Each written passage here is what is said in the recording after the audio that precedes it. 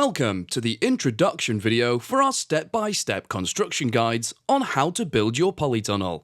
We understand that being able to see is better than reading off a page. A picture speaks 1,000 words. This is why we have created step-by-step instructional videos detailing every part of the construction of your polytunnel. Throughout the printed instruction manual that is supplied with all polytunnel orders, you will see QR codes. Simply scan these QR codes with your phone and you will be directed to the correct video. Upon receiving your order, we start to pick and pack your polytunnel and get it ready for dispatch. Your polytunnel will be delivered by our nationwide courier and will consist of several different packages. If you have any queries regarding delivery of your polytunnel, please visit www.firsttunnels.co.uk/shipping. Throughout the construction of your polytunnel, you'll be using a variety of steel tubes at various lengths. Identifying the steel tubes is easy. Taking this code for example, 50/120FS. The first number indicates the diameter of the tube, and the second number indicates the length. The two letters that precede the numbers indicate the finish to each end. F indicates flattened end, S indicates swaged end, and P indicates a plain end. For this example, the steel tube is 50mm in diameter and 1.2 meters long, with one flattened end and one swaged end. The next video in this playlist will be how to set the foundations for your polytunnel. In this video, we will show you how to set the foundations for your polytunnel using concrete on an earth base such as grass or soil.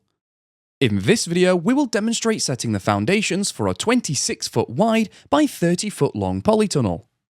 Setting the foundations is an essential part of constructing your polytunnel. Taking your time to set your polytunnel foundations correctly will ultimately result in a more robust polytunnel that performs well and looks good. Here are the parts you'll need.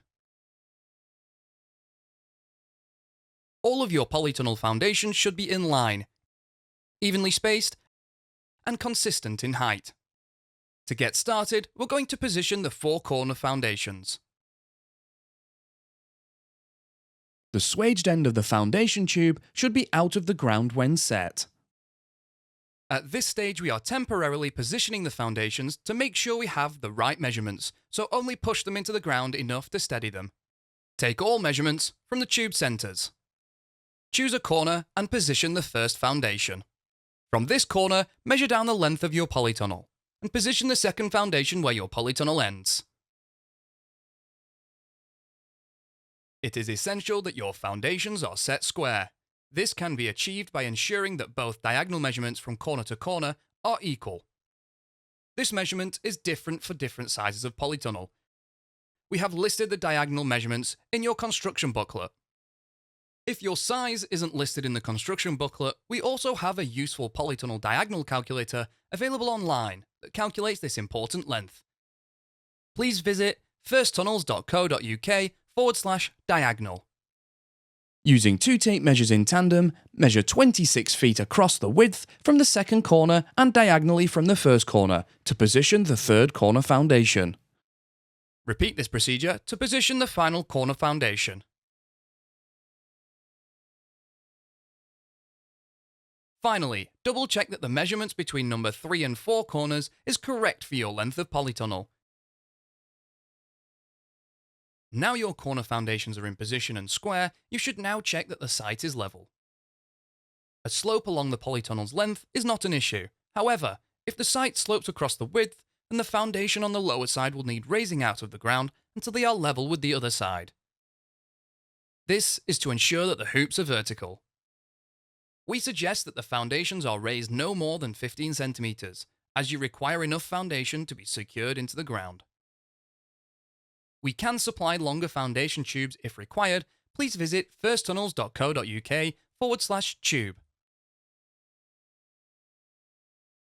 Checking the degree of the slope can be achieved by running a taut string line from the base of a corner foundation across the width. Delicately holding a spirit level on the string line or using a line level can determine the slope. If a slope exists, you must start by fitting the foundations on the side that is the highest first. We will now show you how to secure the foundations into the ground. You will be required to measure around the foundation tube and excavate a 50 cm square by 60 cm deep hole. This means you'll be required to remeasure the position of the foundation tubes using the methods demonstrated earlier. The base of the hole can be used to hold the foundation tube in place.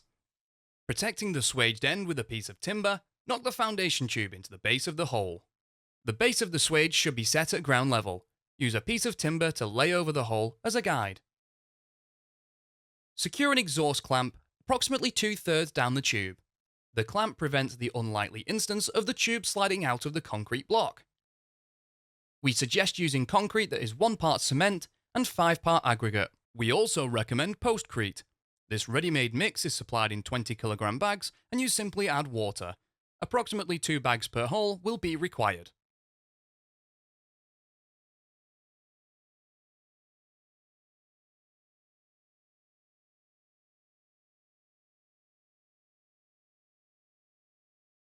We have now shown you how to secure the first foundation in position. We will now proceed to secure the 3 remaining corner foundations. For the second corner, use 2 tapes in tandem to reposition the foundation and secure using concrete. We will now secure the third corner. The foundations on the opposite side of your polytunnel must be sat level across the width. This may require setting the foundations higher out of the ground. Excavate a hole and reposition the third corner foundation using the methods described earlier. To ensure the foundation tube is set level across the 26-foot width, tie a string line onto the second foundation tube close to the top. Adjust the height of the foundation tube to the correct level across the width. You may be required to return back some of the hole spoil to accommodate this. Once the third foundation is the correct height and position, secure it into the ground using concrete. We will now reposition and secure the final corner foundation. Excavate a hole and reposition the fourth corner foundation using the methods described earlier. Tie a string line from the first corner foundation and pull it taut across the width to ensure the fourth foundation is level with the first foundation and secure it into the ground. We have now positioned and secured all 4 corner foundations. You can now install the intermediate foundations. Use a measuring tape to position intermediate foundations at 6-foot spacings. Excavate a 50 cm square by 60 cm deep hole for each foundation. Use a taut string line between the 2 corner foundations to ensure the intermediate foundations are consistent in height and in line. Reposition the intermediate foundations in the hole and secure using concrete. Now we are ready to repeat on the opposite side.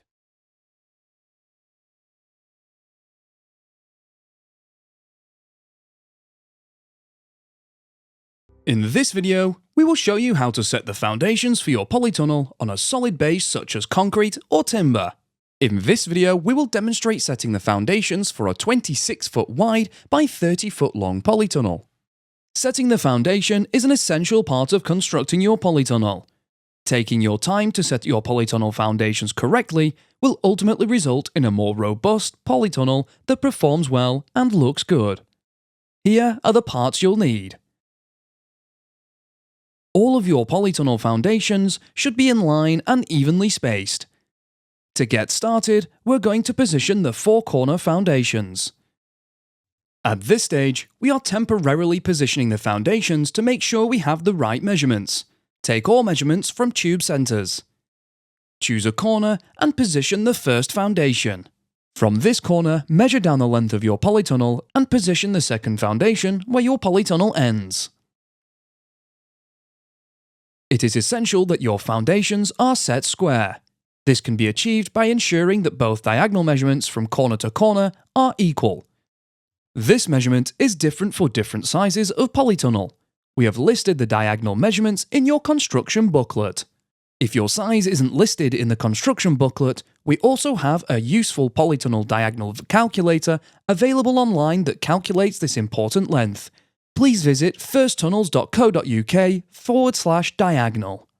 Using two tape measures in tandem, measure 26 foot across the width from the second corner and diagonally from the first corner to position the third corner foundation. Repeat this procedure to position the final corner foundation. Finally, double check that the measurement between number 3 and 4 corners is correct for your length of polytunnel. In this instance, 30 foot. To fix the base plate to the floor, use shield anchors for concrete or coach screws for timber. Make a mark at each bolt hole position.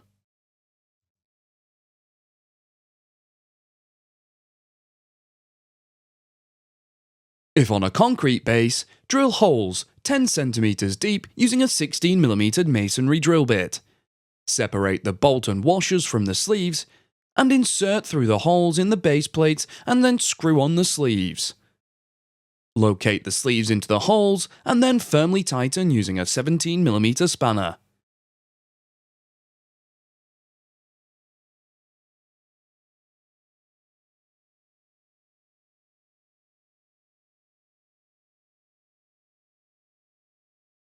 If on a timber base, drill pilot holes 7 cm deep using a 7mm timber drill bit. Reposition the base plate and tighten the coach screws using a 17mm spanner. Repeat on all 4 corners. Remember to recheck your measurements as you proceed. You can now install the intermediate foundations. Use a taut string line between the 2 corner foundations to ensure the intermediate foundations are in line. Use a measuring tape to position intermediate foundations at 6 foot spacings, and fixing position using the same method as the corner foundations. Repeat on the opposite side.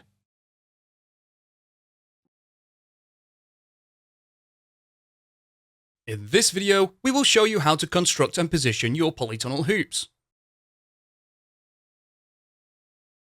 Here are the parts you'll need. During the manufacturing process, the hoops are oiled. You will be required to remove the oil with a degreaser such as hot soapy water or white spirits. This is required as the polytunnel cover will be protected from the hoops with an adhesive tape. It is easier to clean the hoops prior to assembling them. First, we will start by assembling the hoops on a flat, clear area. The 2 legs of the hoop are plain on both ends. One arched piece is swaged on both ends. The second arched piece has one swaged end and one plain end. Connect the sections of hoop together by slotting the swaged end into the plain end. Secure the tubes together using a self-drilling screw with the provided driver socket, 4 cm from the joint. Flip the final hoop over prior to screwing. This ensures when the hoops are positioned, the screw heads are internal to the structure and that the configuration of the hoop joints are identical for all hoops. It is normal practice for the hoops to be put under tension to get the required width. Do not assume that the hoop, when assembled, is the correct width. It will look wider until positioned onto the foundation tubes or base plates.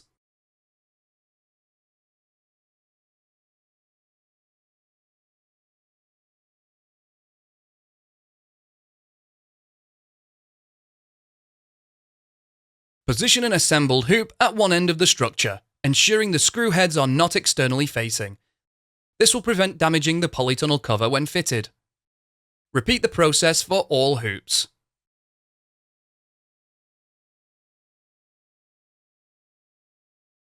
In this video, we will show you how to install corner stabilisers on your polytunnel. Corner stabilisers help strengthen your polytunnel by spreading the load from the wind. Here are the parts you'll need. There are 8 corner stabilisers, 2 for each corner. The corner stabilisers are positioned between the end hoop, the first intermediate hoop, and the second intermediate hoop. Each corner stabiliser is made from 2 pieces. One piece is 1.78 meters long, flat at one end and plain at the opposite end. The second piece is 45 centimeters long, flat at one end and swaged on the opposite end. Fit a Q-clip 18 cm up from the hoop and foundations joint on the second intermediate hoop. Use a pair of pipe grips to close the prongs together. Locate the flat end of the longer piece to the Q-clip. Push a bolt through the hole, ensuring the threaded part is on the inside of the polytunnel. The bottom of the Q-clip should be on the 18 cm mark. Screw on a nut and firmly tighten. Slide the swaged end of the shorter piece into the plain end of the longer piece. Position a Q-clip on the first intermediate hoop and locate the flat end to the Q-clip. Push a bolt through the hole and loosely secure in place with a nut.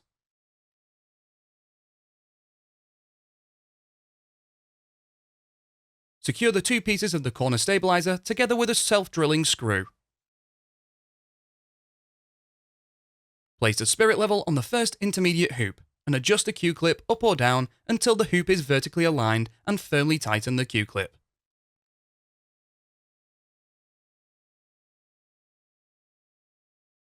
Measure 10 cm down from the bottom of the Q-clip fitted on the first intermediate hoop and make a mark. Fit a Q-clip to the hoop. The top of the Q-clip should be on this mark. Locate the flat end of the longer piece to the Q-clip. Push a bolt through the hole, ensuring that the threaded part is on the inside of the polytunnel. Screw on a nut and firmly tighten. Slide the swaged end of the shorter piece into the plain end of the longer piece. Position a Q-clip on the end hoop and locate the flat end to the Q-clip. Push a bolt through the hole and loosely secure in place with a nut. Secure the two pieces of corner stabiliser together with a self-drilling screw. Place a spirit level on the end hoop and adjust the Q-clip up or down until the hoop is vertically aligned and firmly tighten the Q-clip. Repeat this process to fit the corner stabilisers on the three remaining corners of your polytunnel. In this video, we will show you how to install the ridge of your polytunnel. Here are the parts you'll need. Your ridge will be supplied in pieces of tube which slot together. There is one 61 cm piece which is plain on one end and swaged on the opposite end. The remaining pieces are 1.9 meters long and are plain on one end and swaged on the opposite end. Slot the swaged end of the short piece into the plain end of the long piece and secure using a self-drilling screw with the provided driver socket, 4 cm from the joint. This piece will be fixed in position using ridge clamps. Position a ridge clamp on the first and second hoops centrally on the apex. On the end hoop, ensure the threaded section of the clamp is to the inside of the polytunnel. Slide the ridge tube through both ridge clamps, ensuring the plain end is on the end hoop. Firmly tighten the end clamp with the plain end of the ridge tube, protruding as little as possible through the ridge clamp. Ensure the hoops are vertical. The end hoops have been set vertical when fitting the corner stabiliser. Visually adjust the intermediate hoops so they look vertical and tighten the ridge clamp. Work along, adding sections of ridge tube and securing to the hoops using ridge clamps. Secure the two tubes together using a self-drilling screw 4 cm from the joint. Ensure that all intermediate hoops are vertical and tighten the ridge clamp. The final ridge tube will exceed the length of your structure. You will be required to trim the tube so it is protruding as little as possible through the ridge clamp. The ends will be sharp. Protective tape will be applied at a later stage.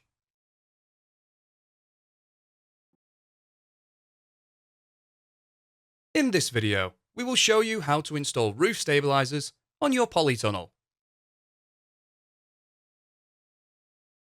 Here are the parts you'll need. There are 4 roof stabilisers, 2 for each end. The roof stabilisers are positioned between the end hoop and the first intermediate hoop. Roof stabilisers are supplied in 2 pieces. One measures 1.78 meters long, is flattened at one end and plain at the opposite end. The second piece measures 45 centimeters long, is flattened at one end and swaged at the opposite end. First, slot 2 tubes together by placing the swaged end into the plain end. Carefully balance one end on the end hoop. Fit a Q-clip to the first intermediate hoop near the ridge. Locate the flat end to the Q-clip. Push a bolt through the hole, ensuring the threaded part is on the inside of the polytunnel. Screw on a nut and loosely secure into place. Adjust the Q-clip so it is 5 cm to one side of the ridge clamp and firmly tighten the nut. Fit another Q-clip on the end hoop. Locate the second flat end to the Q-clip. Push a bolt through the hole, ensuring that the thread of the bolt is on the inside of the polytunnel, and loosely secure into place. Once in position, secure these tubes together using a self-drilling screw with the provided driver socket 4 cm from the joint. Finally, tighten the nut on the Q-clip on the end hoop. Repeat this process for the 3 remaining roof stabilisers. In this video, we will show you how to install crop bars and crop bar vertical braces on your polytunnel. Crop bars span across the width of your polytunnel on intermediate hoops, and they are used so that the structure is more robust. Crop bars are not installed on the 2 end hoops. Here are the parts you'll need. Crop bars are supplied in 3 pieces. 2 are 2.59 meters long and are flattened at one end and swayed on the opposite end. The other piece is 1.2 meters long and is plain on both ends. Connect the tubes together by locating the swaged end in the plain end. Secure the pieces together with a self-drilling screw 4 cm from the joint, ensuring that both flattened ends are in line. Fit a Q-clip onto one side of the hoop, approximately head height. Locate the flat end of the assembled crop bar to the Q-clip. Push a bolt through the hole and loosely secure in place. Position another Q-clip on the opposite side of the hoop. Locate the flat end to the Q-clip. Push a bolt through the hole and loosely secure in place. We need to ensure the crop bar is level. Place a spirit level on the crop bar and adjust accordingly. Once the crop bar is level, firmly tighten the nuts on both Q-clips.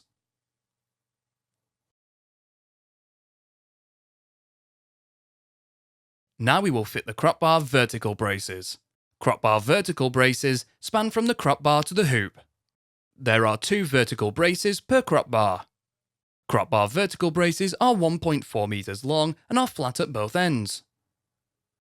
From the ridge clamp, measure 40 centimeters along the hoop and fit a Q-clip. Locate the flat end of the vertical brace to the Q-clip.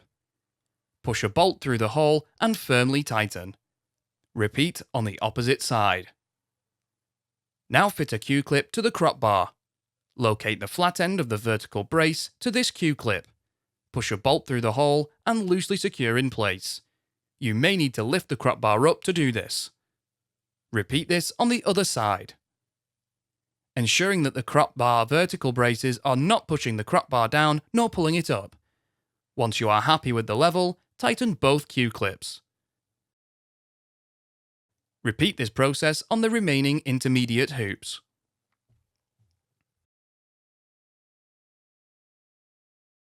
In this video, we will show you how to install storm braces onto your polytunnel. Here are the parts you'll need.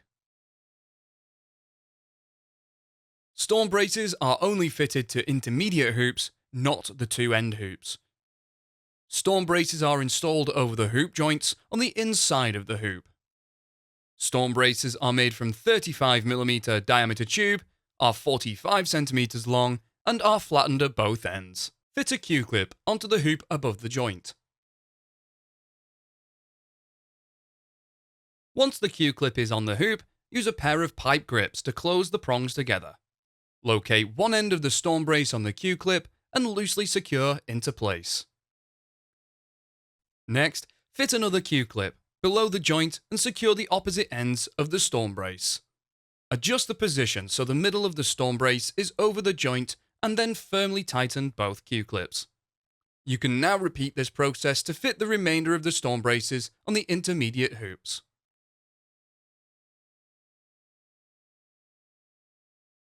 In this video, we will show you how to install door rails, door vertical braces, and door rail stabilisers on your polytunnel, which are used to support your door frame and doors.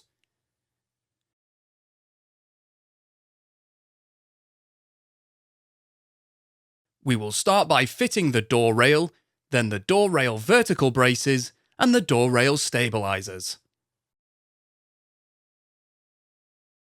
Here are the parts you'll need. The door rail spans across the width of your polytunnel on the end hoops.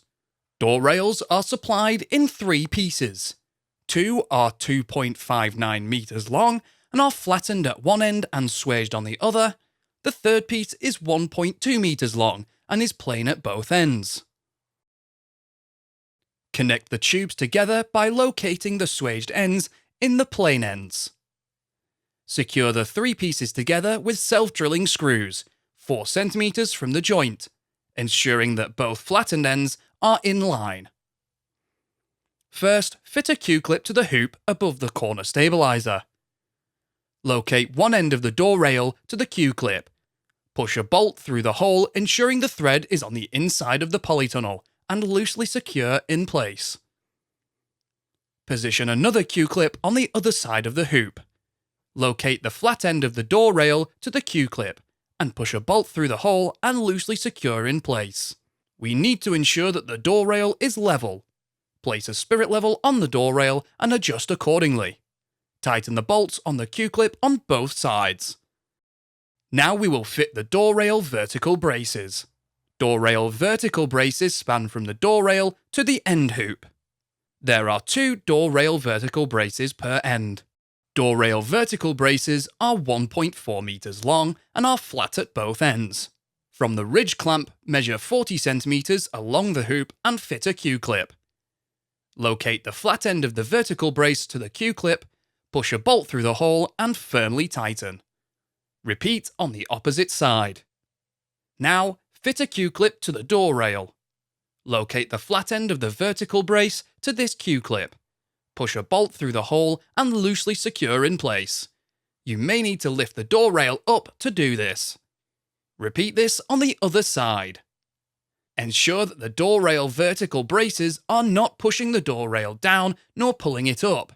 Once you are happy with the level, tighten both Q-clips. We will fit the door rail stabilisers. Door rail stabilisers span from the door rail to the first intermediate hoop. There are 2 door rail stabilisers per end. They are supplied in 2 pieces.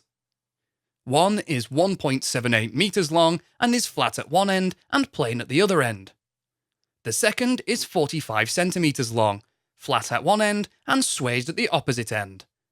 From the end of the door rail, measure 1.7 metres in and make a mark. Fit a Q-clip at this point. Fit a Q-clip at this point. They are positioned so that they don't interfere with the doorpost timbers. Now fit a Q-clip onto the first intermediate hoop approximately 2 metres from the ridge clamp. Locate the flat end of the 1.78 metre piece to the Q-clip on the intermediate hoop. Push a bolt through the hole and loosely secure in place. Slide the swaged end of the 45 centimetre piece into the plain end of the 1.78 metre piece. We will secure this tube to the door rail first. Loosely secure the flat end to the Q-clip on the door rail. Whilst ensuring these 2 pieces do not separate, adjust the Q-clip on the intermediate hoop. Secure the 2 pieces together with a self-drilling screw, 4 cm from the joint. Repeat for the door rail stabiliser on the opposite side. Ensure the Q-clips on the door rail are on the 1.83 metre mark and firmly tighten. Then adjust the Q-clips on the intermediate hoop so that the door rail doesn't bow in or out of the polytunnel. When you are happy with the position, firmly tighten the nuts. You can now repeat this process on the opposite end of the polytunnel.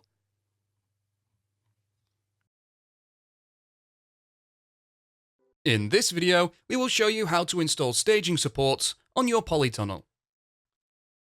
Please note, staging worktops are not supplied. However, we do supply the fixings to secure your worktop to the staging supports.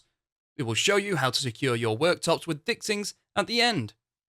Here are the parts you'll need. Staging supports come in 3 pieces. The staging top tube is 1.2 metres long and is flattened on both ends. The staging leg is 75 centimeters long and is flattened on one end and plain on the other.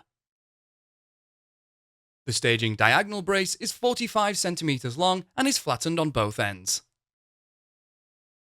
Connect the staging top tube and staging leg together with a 30mm M8 bolt and nut, ensuring a right angle is formed. Position a Q-clip onto the staging leg and another onto the staging top tube. Locate the flat ends of the staging diagonal brace to the Q-clips. Ensure the top tube and leg still form a right angle and firmly tighten the Q-clips. Fit a Q-clip to the hoop. Once the Q-clip is on the hoop, use a pair of pipe grips to close the prongs together. With the staging support now assembled, locate the flat end of the staging top tube to the Q-clip. Push a bolt through and use a nut to secure loosely in place. For polytunnels constructed on a soft base, we recommend that the staging leg is sat on a solid block. This will prevent the leg from sinking into the ground when you put weight on it. Now you will need to check that the staging support is level. Place a spirit level along the staging top tube to check this. Once the staging support is level and perpendicular to the hoop, firmly tighten the Q-clip. You can repeat this process for the remaining staging supports. Staging supports fitted to the end hoops will need to be slightly angled into the polytunnel, so that any worktops you fix will not interfere with the polytunnel cover. We have supplied you with fixing clamps to attach your staging tops. To attach worktops, use a 9mm drill bit to drill 2 holes through your worktop, one either side of the staging top tube. Push a bolt through each hole with the threads pointing down. Locate the tube pressing on the bolts and secure in place with nuts and firmly tighten.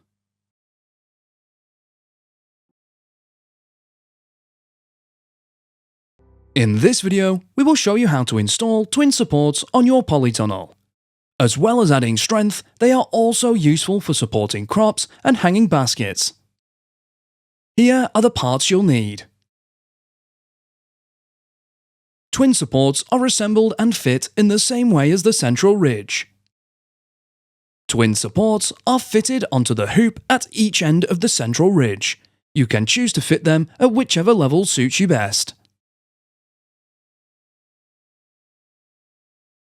In this video, we will show you how to assemble the doors for your polytunnel. Here are the parts you'll need. Constructing the doors in the warmth of your garage or on a hard flat surface is easier than trying to perform the operation on site. A door is made up of 2 uprights and 4 cross pieces. The uprights are 47mm by 75mm timber and are 2.1 meters long. The 4 cross pieces are also 47mm by 75mm timber and are 1 meter long. The remaining pieces of timber in the pack are battens, which we will use to secure the door cover to the door. To get started, we will drill 4 pilot holes in each upright with a 4mm timber drill bit. Using a tape measure, mark the position of the holes on the upright with a pencil. Holes are required 4 centimeters in from each end of the upright and a further 2 holes 50 centimeters in from each end. Ensure you drill the holes central to the width of the timber. Lay the 2 uprights parallel to each other, ensuring that the holes align, and then position the 4 cross pieces between the 2 uprights centrally with the holes. Once you are happy with the alignment, screw them together using the 150mm screws supplied in the commercial door furniture kit. We will now strengthen the joints with nail plates supplied in the commercial door furniture kit. Position a nail plate centrally across the joints and nail into place using twisted nails. Flip the door over and repeat. We will now fit the polythene panel to the door. Lay the polythene panel over the door. Ensure one edge of the panel is flush with the outer edge of one upright, and use a staple gun to secure it down to one upright. Pull the panel tight across the width and secure it to the opposite upright, ensuring there are no wrinkles or creases in the panel. Now secure the panel to one end of the door, whilst pulling any creases out. Secure the panel to the opposite end of the door. Finally, nail the battens around the frame on top of the panels. This will further secure the panels in position. The battens are 19mm by 38mm timber and come in 1.8 meter lengths.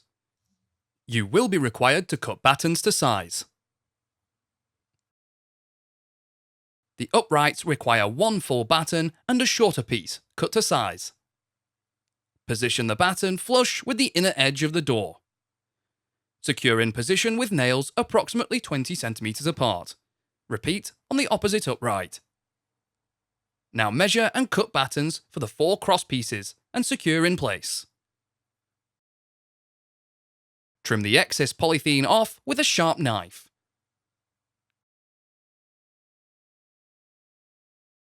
Now it is time to fix the hinges. Hinges are fixed to the inner side of the door on the 2 middle cross pieces. You'll be required to screw the triangle-shaped leaf of the hinge to the cross piece, and the rectangular-shaped leaf will be secured to the doorpost later. Position the T-hinge with the chamfered holes facing upwards, with the rectangular leaf pointing downwards. You will note that the nail plate will be visible through the holes of the hinge. You are able to drill through the nail plate with the screws provided. Adjust the position to avoid nail heads. Repeat this process for all additional hinged doors. The remaining screws for the hinge will be required once the commercial door frame has been fitted. In this video, we will show you how to fit the door frame for hinged doors. We will show you how to secure the door frame to your polytunnel on both soil and solid bases. In this video, we will show you how to fit doors that open inwards. If you would like your doors to open outwards, this can only be done once the polytunnel cover has been fitted. We will show you how to achieve this at the end of the video. Here are the parts you'll need.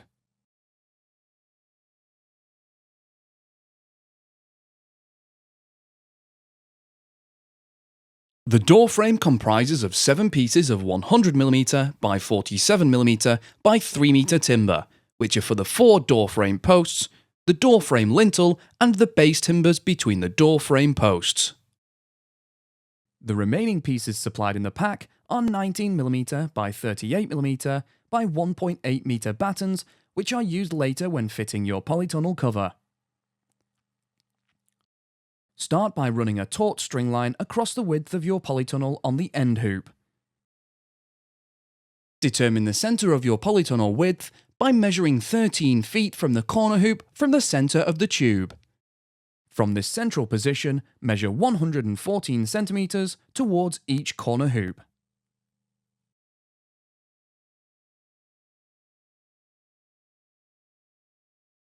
From the central position, now measure 220 centimeters towards each corner hoop.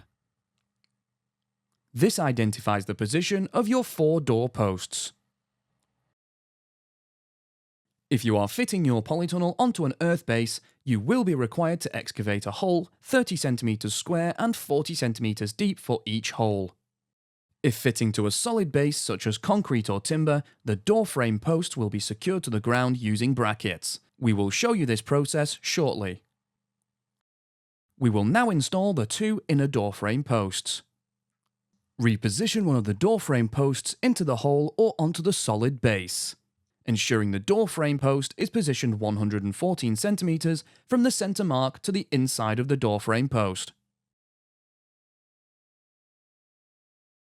The 2 inner door frame posts will be fitted to the rear of the door rail. They will exceed the top of the door rail and will be required to cut down after fitting. To secure the top of the door frame post to the door rail, fit a P-clip onto the door rail. The prongs of the P-clip should run down the rear of the door rail and fix the front face of the door frame post where it is held in place with bolts. Using a 9mm wood drill bit, drill through the timber on the marks. Push a bolt through the P-clip and drill holes so that the thread is on the inside of the polytunnel. Loosely secure in place with a washer and nut. When securing to the ground, ensure that the door frame post is positioned 114 centimeters from the center mark to the inner edge of the door frame post. It is critical that the door frame post is vertical. Use a spirit level on the front and side face of the post. Once you are happy with the new position, tighten the nuts on the P-clip and secure the P-clip in place with a self-drilling screw. If on soil, backfill the hole with concrete. We recommend using a concrete that is 1 part cement and 5 parts aggregate. We also recommend postcrete. This ready-made mix is supplied in 20 kilogram bags, requires no mixing, you simply add water. Approximately 1 bag per hole will be required.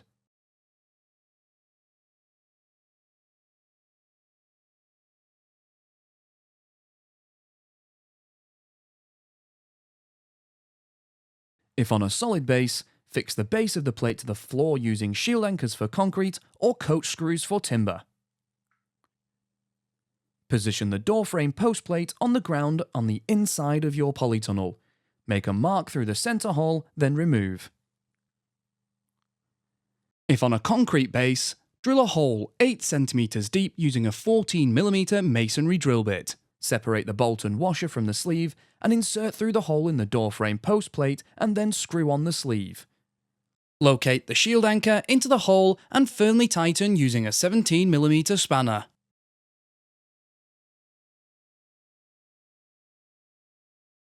If on a timber base, drill a pilot hole 7 cm deep using a 7mm timber drill bit.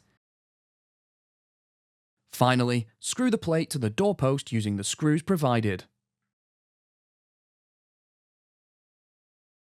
Cut off the excess of the inner door frame post in line with the top of the door rail. We will now fit the door to the doorpost. Ensure you leave the concrete for an adequate amount of time to set. Position the T-hinge internally onto the door frame post. Ensure the chamfered holes are visible. Use the screws provided in the commercial door frame kit to secure the hinge to the doorpost. Position the door, ensuring there is enough ground clearance for the door to fully open and close. With the first inner doorpost and door fitted, we will move on to fit the second. Position the second doorpost in the hole and loosely fix it to the door rail with a P-clip. Temporarily screw 2 self-drilling screws into the edge of the door. This will ensure that there is a consistent gap between the 2 doors and enable them to open and shut properly. Have one person hold the second door up to the first one and adjust the doorpost. Once the doorpost is tight up to the door, secure it in place by screwing the hinges onto the doorpost.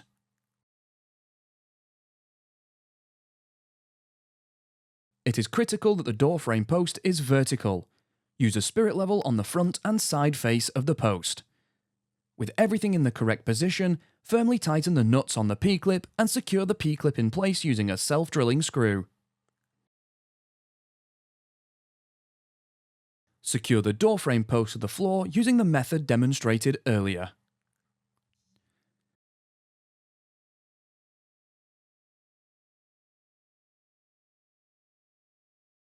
Check that both of your doors can open with enough ground clearance. If needed, adjust the height of the doors accordingly. You can now remove the self-drilling screws. We will now install 2 outer door frame posts. These are to provide additional strength to the door structure. The 2 outer door frame posts will need to be cut to size prior to securing them, as they are fitted under the door rail. Position an outer door frame post to the hole or onto the solid base. Ensure the door frame post is vertical using a spirit level. Mark the uprights of the doorpost under the door rail. Cut the post on this mark. Reposition the outer door frame post, ensuring the inner edge of the door frame post is 220 cm from the central position. Fit a P-clip onto the door rail. Both prongs of the P-clip should then run down the front face of the doorpost where it is held in place with bolts. Mark the position of the holes as before, and using a 9mm wood drill bit, drill holes through the timber. Push a bolt through the P-clip and drill holes so that the thread is on the inside of the polytunnel. Loosely secure with a washer and nut.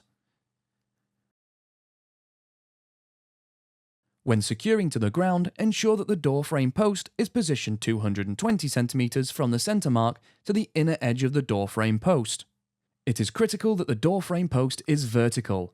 Use a spirit level on the front and side face of the post.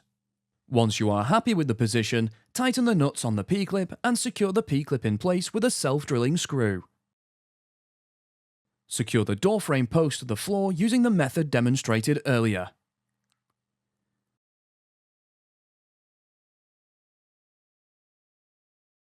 Secure the second outer door frame post using the same method. We are now ready to fit the door frame lintel. The door lintel is supplied in two pieces. 100mm by 50mm timber, 3 meters long. The lintel spans between the two outer door frame posts and runs across the front face of the inner posts. Put the two pieces of the door lintel up together and join them by using a right-angled joiner, placed on the opposite corners with twisted nails. Approximately 30 nails per plate will suffice.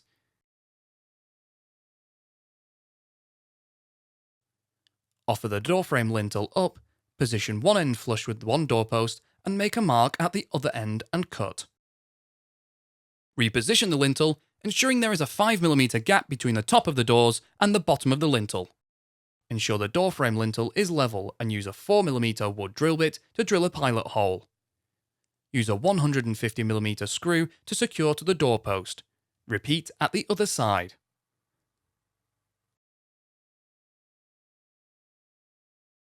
On the inner post, drill a 9mm hole through both lintel and the inner post. Push a 110mm M8 cup square bolt through the drilled hole so that the thread is on the inside of the polytunnel. Fit a washer, then screw on the nut and then tighten. The joints can now be reinforced with nail plates on both sides. Position a nail plate equally across the joint and secure in place with twisted nails. We can now fit the timber base. This piece of timber is between the doorpost and the outer doorpost. Position a piece of 100mm by 47mm timber so it butts up with the outside edge of the inner door frame post and runs past the outer face of the outer door frame post. Make a mark on the base timber where it reaches the outside edge of the outer door frame post and cut on this mark. To secure the base timber to the doorposts, drill a hole using a 4mm drill bit through the inner doorpost in line with the base timber and screw the two together with a 150mm screw. On the outer post, drill a 9mm hole through both the outer door frame post and the base timber. Push a 110mm M8 cup square bolt through the drilled hole so that the thread is on the inside of the polytunnel. Fit the washer and screw on a nut, then tighten. The joints can now be reinforced with nail plates on both sides. Position a nail plate equally across the joint and secure in place with twisted nails. Repeat this for the base timber on the opposite side. Now we will fit the door drop spikes that keep your door from blowing in the wind. Door drop spikes are fitted to the outside face of the door on the opposite side to the hinges. Measure up from the bottom of the door 9 cm and make a mark. Position a door drop spike guide bracket so the bottom of the bracket is flush with this mark. Mark the position of the two slots in the bracket and across the top. Now reposition the bracket so the bottom of the bracket is flush with the top mark and mark the position of the two slots again. Using a 9mm wood drill bit, drill a hole through the door for the 4 slots.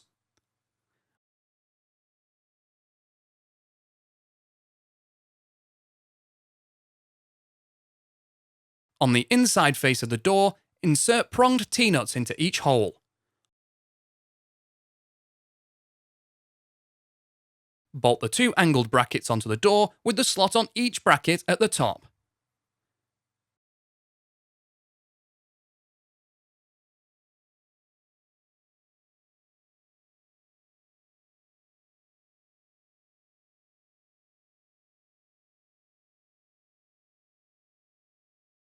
Close the door to the required position, slide the drop spike down through both brackets and mark the position on the ground. Open the door and bury the tube in the required position.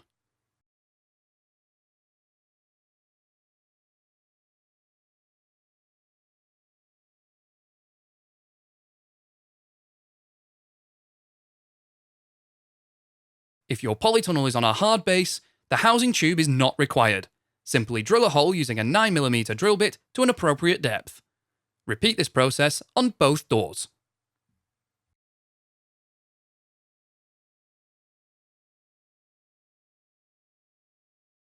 In this video, we will show you how to assemble the doors for your polytunnel. Here are the parts you'll need. Constructing the doors in the warmth of your garage or on a hard flat surface is easier than trying to perform the operation on site. A door is made up of 2 uprights and 4 cross pieces. The uprights are 47mm by 75mm timber and are 2.1 meters long. The 4 cross pieces are also 47mm by 75mm timber and are 1 meter long. The remaining pieces of timber in the pack are battens, which we will use to secure the door cover to the door. To get started, we will drill 4 pilot holes in each upright with a 4mm timber drill bit. Using a tape measure, mark the position of the holes on the upright with a pencil. Holes are required 4 cm in from each end of the upright and a further 2 holes 50 cm in from each end.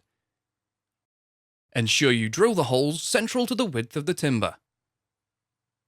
Lay the 2 uprights parallel to each other, ensuring that the holes align, and then position the 4 cross pieces between the 2 uprights centrally with the holes. Once you are happy with the alignment, screw them together using the 150mm screws supplied in the commercial door furniture kit.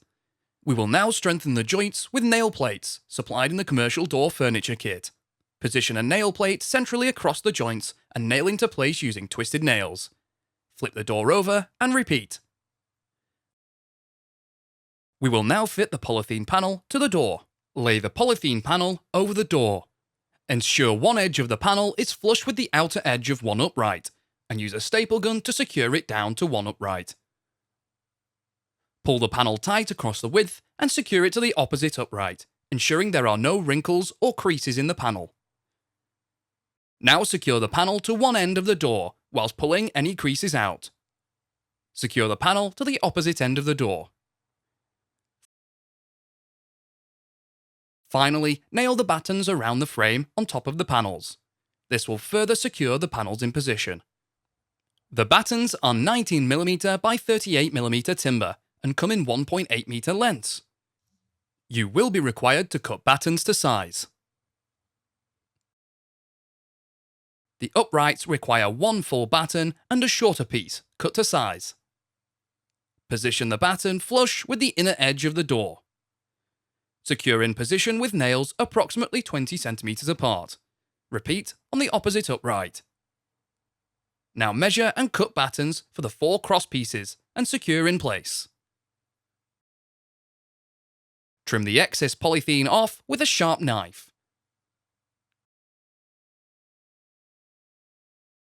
We will now fit the sliding door wheels. The sliding door runs on 2 sets of wheels, screwed to the top of each door. These wheels run in an aluminium track which is bolted to the outside of the door lintel after the polytunnel has been covered. Assemble the wheels by sliding the head of the bolt onto the bracket, so that the head is in the dip in the bracket. Thread the washer face nut onto the bolt and tighten.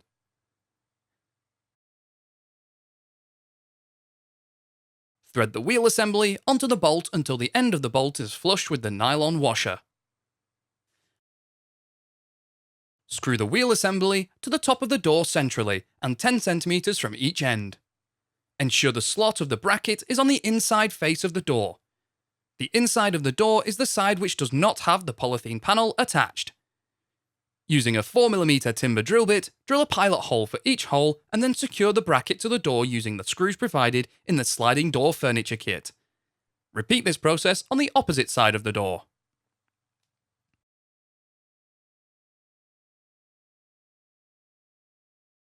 In this video, we will show you how to fit the door frame for sliding doors.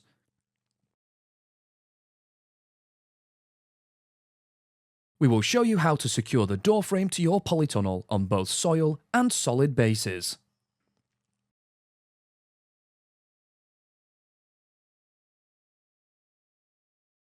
Here are the parts you'll need.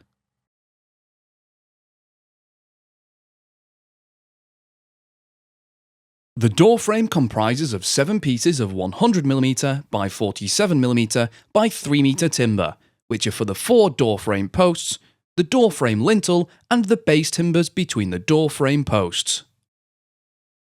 The remaining pieces supplied in the pack are 19mm by 38mm by 1.8m battens, which are used later when fitting your polytunnel cover. Start by running a taut string line across the width of your polytunnel on the end hoop. Determine the centre of your polytunnel width by measuring 13 feet from the corner hoop from the centre of the tube. From this central position, measure 114 centimetres towards each corner hoop. Then also measure 220 centimetres towards each corner hoop from the central position. This identifies the position of your 4 door posts. If you are fitting your polytunnel onto an earth base, you will be required to excavate a hole 30 centimetres square and 40 centimetres deep for each hole. If fitting to a solid base such as concrete or timber, the door frame post will be secured to the ground using brackets. We will show you this process shortly. We will now install the 2 inner door frame posts. Reposition one of the door frame posts into the hole or onto the solid base, ensuring the door frame post is positioned 114 centimetres from the centre mark to the outside of the door frame post. The 2 inner door frame posts will be fitted to the rear of the door rail. They will exceed the top of the door rail and will be required to cut down after fitting. To secure the top of the door frame post to the door rail, fit a P-clip onto the door rail. The prongs of the P-clip should run down the rear of the door rail and fix the front face of the door frame post where it is held in place with bolts. Using a 9mm wood drill bit, drill through the timber on the marks. Push a bolt through the P-clip and drill holes so that the thread is on the inside of the polytunnel. Loosely secure in place with a washer and nut. When securing to the ground, ensure that the door frame post is positioned 114 centimetres from the centre mark to the outer edge of the door frame post. It is critical that the door frame post is vertical. Use a spirit level on the front and side face of the post. Once you are happy with the new position, tighten the nuts on the P-clip and secure the P-clip in place with a self-drilling screw. If on soil, backfill the hole with concrete. We suggest using a concrete that is 1 part cement and 5 parts aggregate. We also recommend postcrete. This ready-made mix is supplied in 20kg bags, requires no mixing, you simply add water. Approximately 1 bag per hole will be required. If on a solid base, fix the base of the plate to the floor using shield anchors for concrete or coach screws for timber. Position the door frame post plate on the ground on the inside of your polytunnel. Make a mark through the centre hole, then remove. If on a concrete base, drill a hole 8 centimetres deep using a 14mm masonry drill bit. Separate the bolt and washer from the sleeve and insert through the hole in the door frame post plate and screw on the sleeve.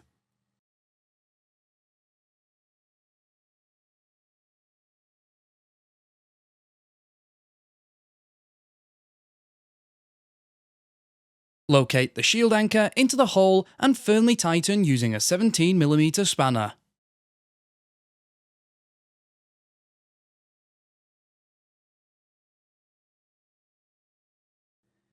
If on a timber base, drill a pilot hole 7 centimetres deep using a 7mm timber drill bit. Finally, screw the plate to the doorpost using the screws provided. Cut off the excess of the inner door frame post in line with the top of the door rail. Repeat this process for the second inner door frame post.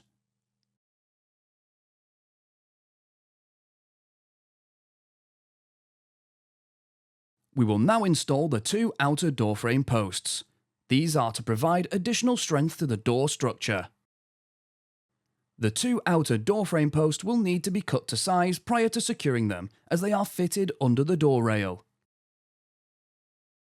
Position an outer doorframe post into the hole or onto the solid base. Ensure the doorframe post is vertical using a spirit level. Mark the uprights of the doorpost under the door rail. Cut the post on this mark. Reposition the outer doorframe post, ensuring the inner edge of the doorframe post is 220 cm from the central position.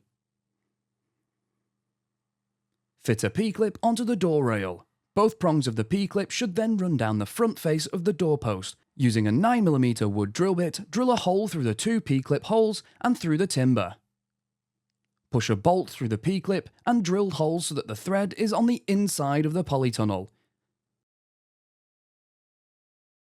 Loosely secure in place with a washer and nut. When securing to the ground, ensure that the doorframe post is positioned 220 cm from the central mark to the inner edge of the doorframe post. It is critical that the doorframe post is vertical. Use a spirit level on the front and side face of the post. Once you are happy with the position, tighten the nuts on the P-clip and secure the P-clip in place with a self-drilling screw. Secure the doorframe post to the floor using the method demonstrated earlier.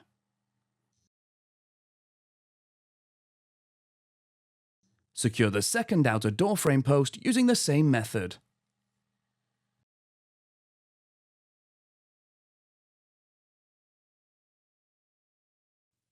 We are now ready to fit the doorframe lintel.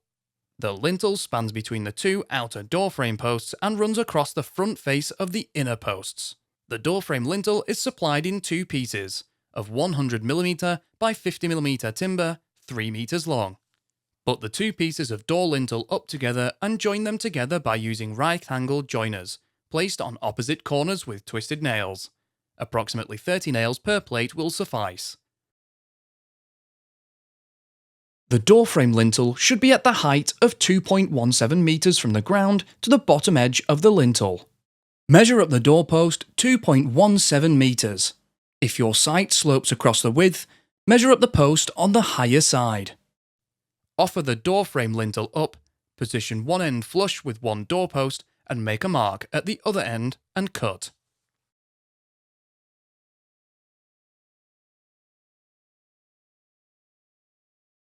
Reposition the lintel.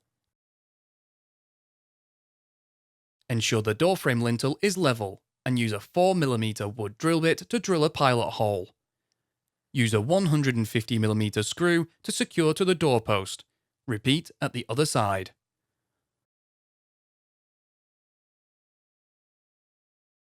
On the inner posts, drill a 9mm hole through both the lintel and the inner post. Push a 110mm M8 cup square bolt through the drilled hole so that the thread is on the inside of the polytunnel. Fit the washer and screw on a nut, then tighten.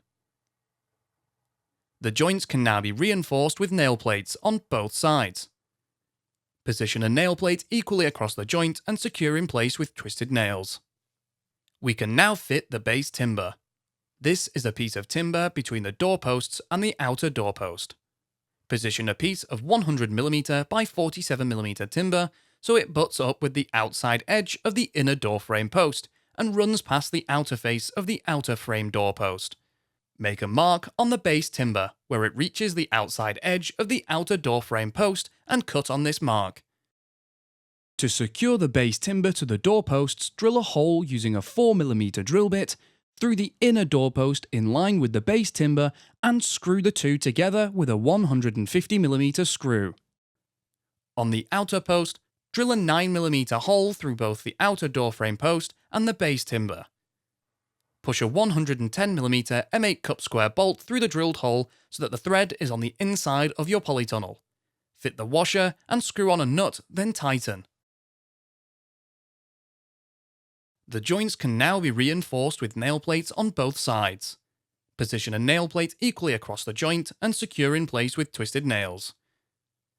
Repeat this for the base timber on the opposite side. We will now fit the sliding door track. The sliding door track is supplied in two pieces and is screwed to the underside of the doorframe lintel. To make fitting the track and doors easier, we will fit one half of the track Slide both doors along with the door stops and then fit the second half of the track where we can simply pull the door along. First, measure the width between the two inner doorposts and make a mark on the door frame lintel in the centre. Position one piece of sliding door track so that one end is butted up to the centre mark. Do not be concerned that the track does not reach the outer door frame post. Ensure it is flush with the front face of the door frame lintel and screw into position through the 4 pre-drilled holes on each piece of track. Now we are ready to position the door stops and doors onto the door track. Door stops prevent the door from rolling out of the track. 4 door stops are provided, 1 for each end of the track and 2 additional stops in the middle of the track. Assemble the door stop by screwing the slotted grub screw through the bracket and into the rubber stop. Slide 1 door stop down the track, then slide 1 door onto the track, followed by 2 more door stops, the second door and then the final door stop. We will reposition the door stops once we have fitted the second piece of sliding door track. Butt the second piece of sliding door track up to the previously fitted piece and fix in position using the supplied screws. Slide the doors to the central position. You may need to adjust the doors to the correct height. You can do this by tightening or loosening the wheel assembly.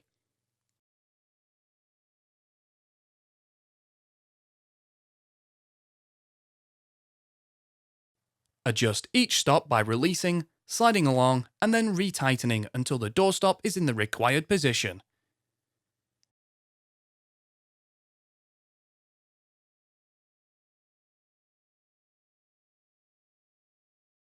We will now fit the door guide.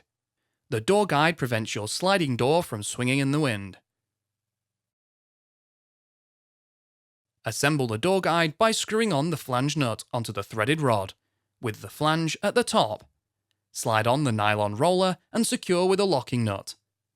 You will need to hold the rod with grips to hold it tight while screwing on the locking nut. Do not tighten the nut completely. Allow the roller to turn. Position the door guide in line with the door frame post which the door slides past. Making sure it is upright, drive the guide into the ground. You will be required to repeat this process for both doors. If you have a hard base, fix a door frame post plate to the floor.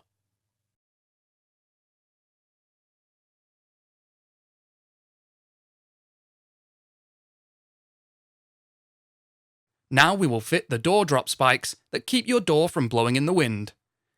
Door drop spikes are fitted to the outside face of the door on the opposite side to the door opening. Measure up from the bottom of the door 9 cm and make a mark. Position a door drop spike guide bracket so the bottom of the bracket is flush with this mark. Mark the position of the 2 slots in the bracket and across the top.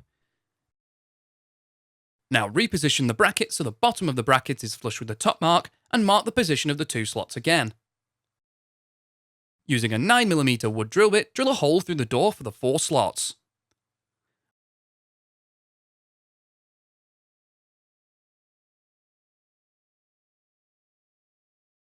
On the inside face of the door, insert pronged T-nuts into each hole.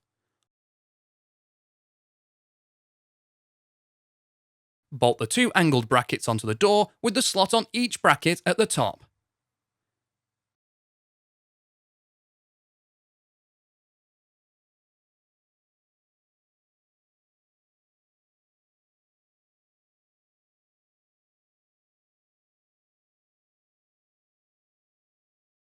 Close the door to the required position, slide the drop spike down through both brackets and mark the position on the ground. Open the door and bury the tube in the required position.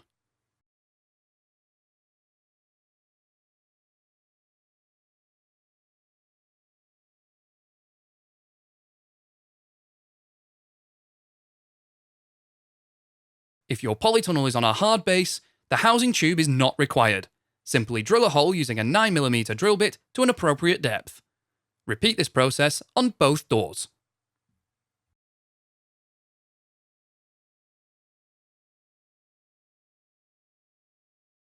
In this video, we will show you how to fit the aluminium base rails to your polytunnel.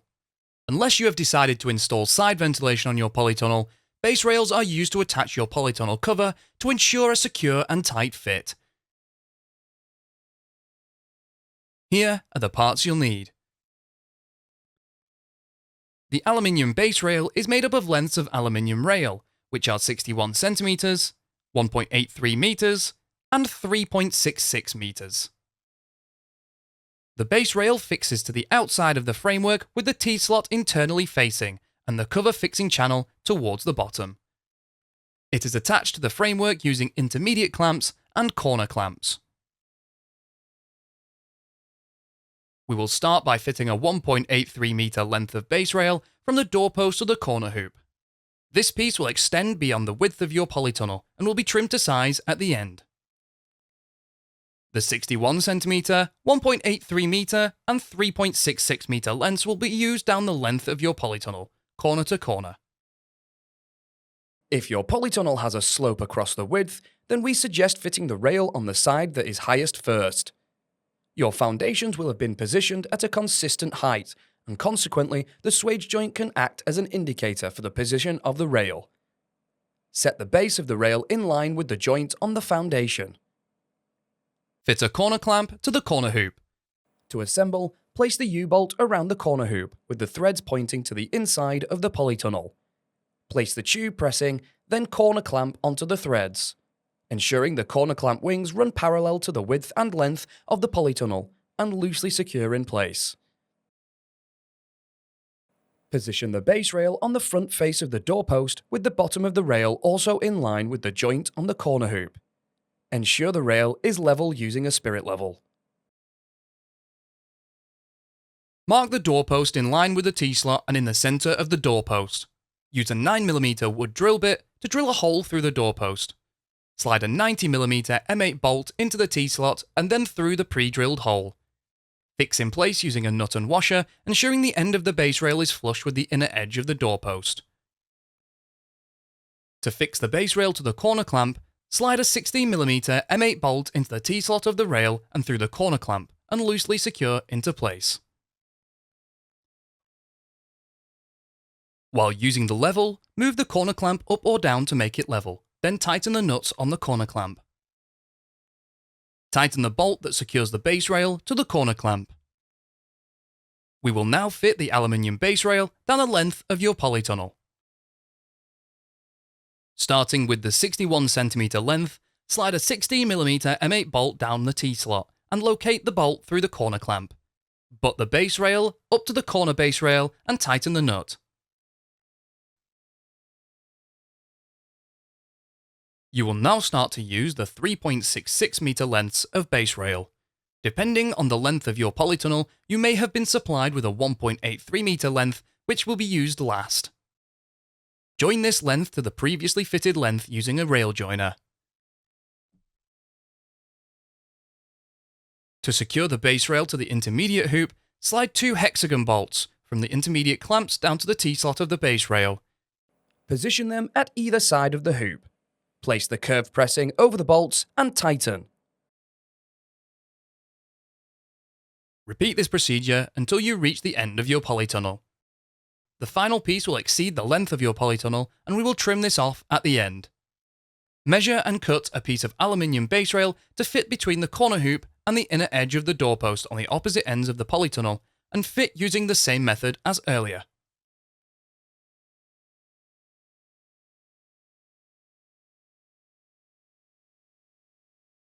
Where the base rails exceed the width and length of your polytunnel, cut off the excess with a hacksaw.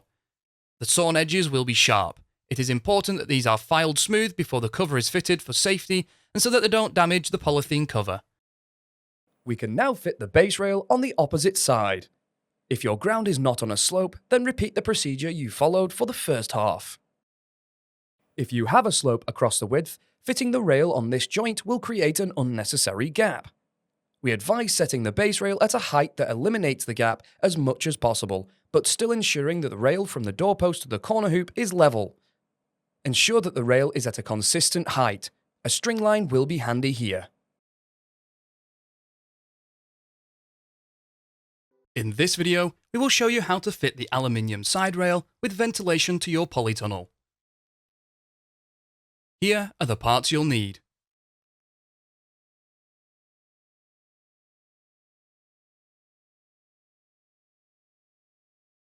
The aluminium side rail is made up of lengths of aluminium rail, which are 61 cm, 1.83 metres, and 3.66 metres.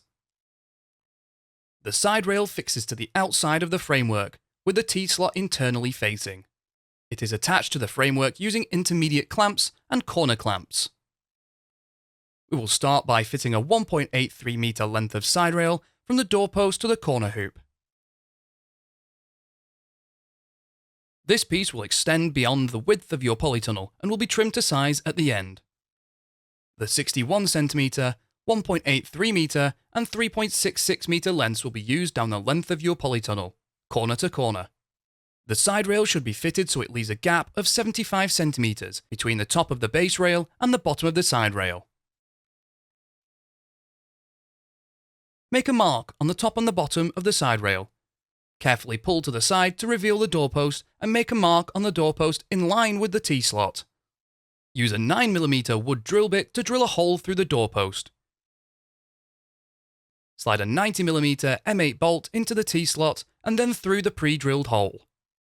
Fix in place using a nut and washer, ensuring the end of the side rail is flush with the inner edge of the doorpost. Fit a corner clamp to the corner hoop. To assemble, place the U-bolt around the corner hoop with the threads pointing to the inside of the polytunnel. Place the tube pressing and then corner clamp onto the threads, ensuring the corner clamp wings run parallel with the width and length of your polytunnel. Secure in place with nuts, finger tight.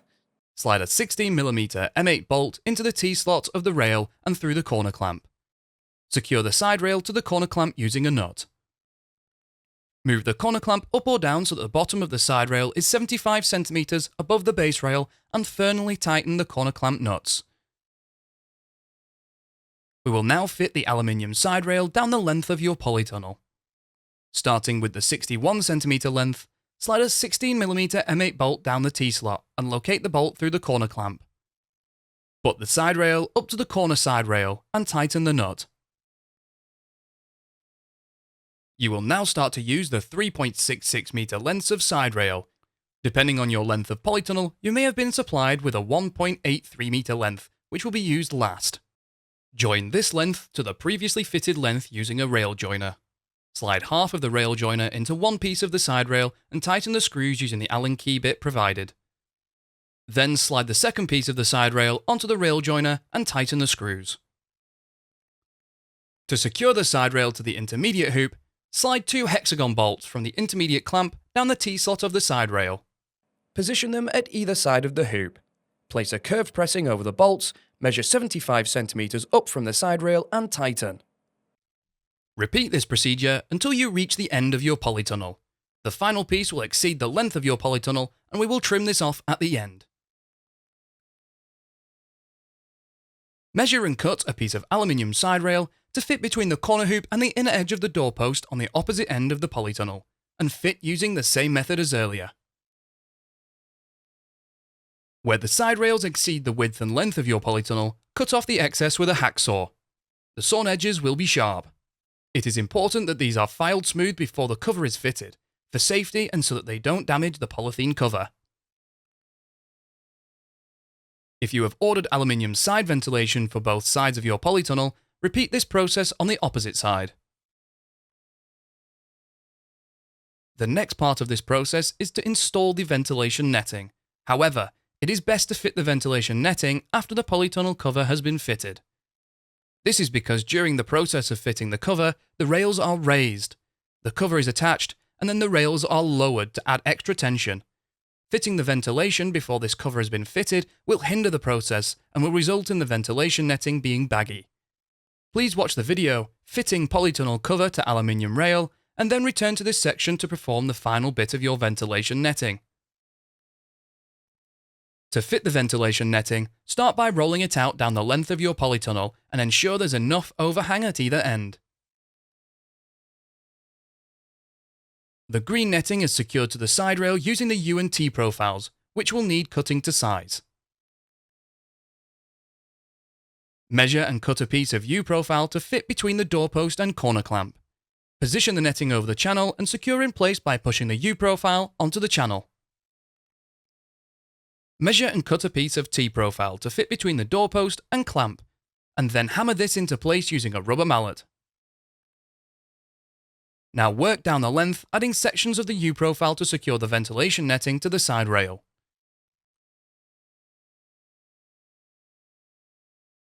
Then from the final corner to the doorpost. Hammer the T-profile into place, ensuring it covers any joins in the U-profile. Repeat this procedure to secure the ventilation net to the base rail. It is best to start in the centre and work outwards to both ends. Pull the net down while doing so to tension.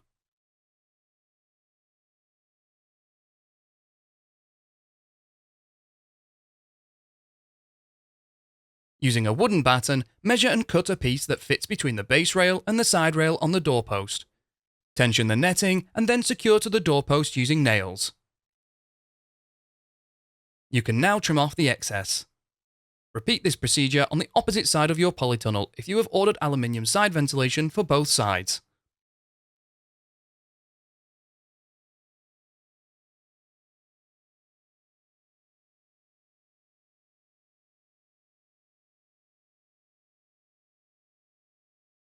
In this video, we will show you how to fit the timber base rails to your polytunnel. Unless you have decided to install side ventilation on your polytunnel, base rails are used to attach your polythene cover to ensure a secure and tight fit. Here are the parts you'll need.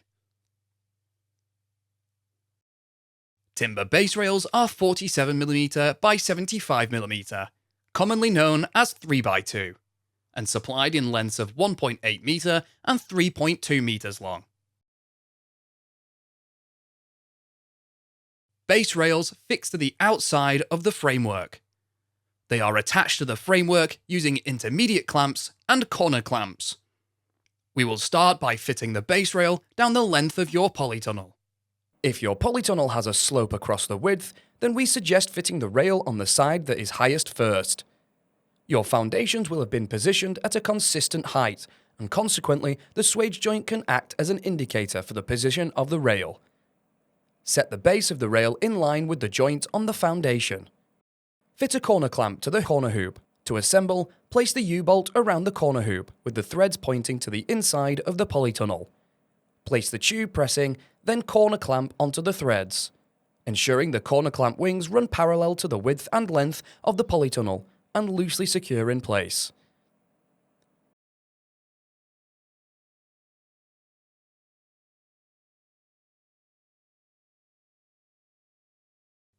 Locate a 3.2 metre length of timber and position it down the length of your polytunnel so that one end is flush with the end of your polytunnel.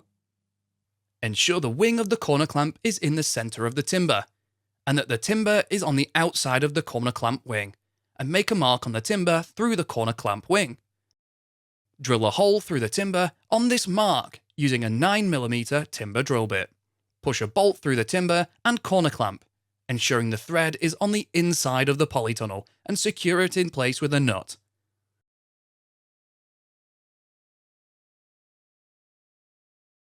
To secure the base rail to the intermediate hoop, use an intermediate clamp.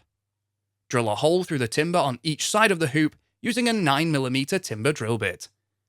Place a bolt through each of these holes from the outside. An arched pressing is placed over the bolts and secured in place with nuts.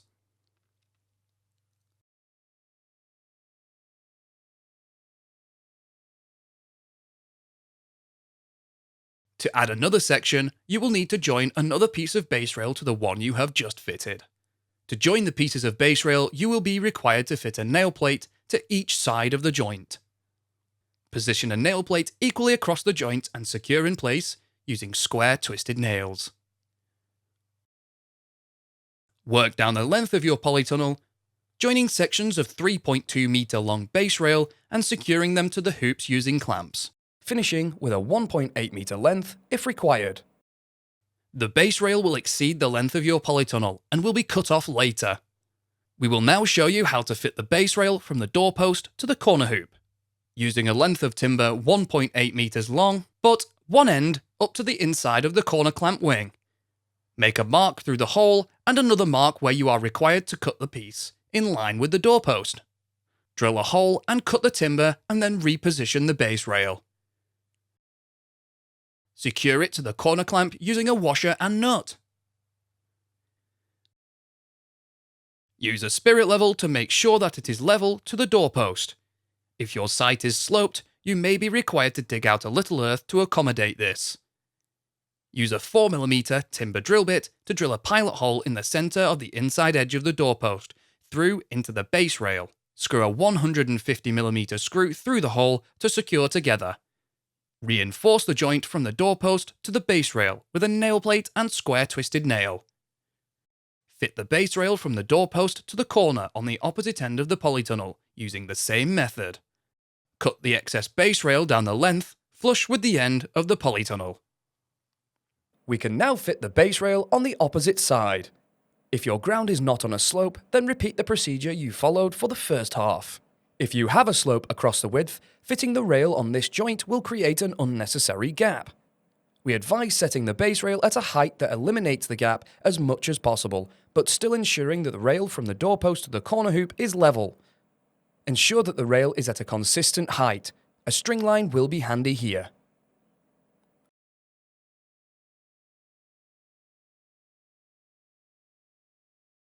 In this video, we will show you how to install side ventilation without a screen. Here are the parts you'll need. Timber side rails are 47mm by 75mm, commonly known as 3x2, and supplied in lengths of 1.8 meters and 3.2 meters long. The side rail is fitted 75 centimeters above the base rail from the doorpost to the corner, down the length, and returns to the opposite doorpost. It is fitted using the same method as fitting the base rail with corner and intermediate clamps. To get started, measure from the top of the base rail up the hoop and make a mark at 75 centimeters. Fit a corner clamp to the corner hoop. To assemble the corner clamp, place a U-bolt around the corner hoop with the threads pointing towards the inside of the polytunnel. Place the tube pressing and then corner clamp onto the threads, ensuring the corner clamp wings are positioned as shown, loosely secure in place. Locate a 3.2 meter length of timber and position it down the length of your polytunnel so that one end is flush with the end of your polytunnel.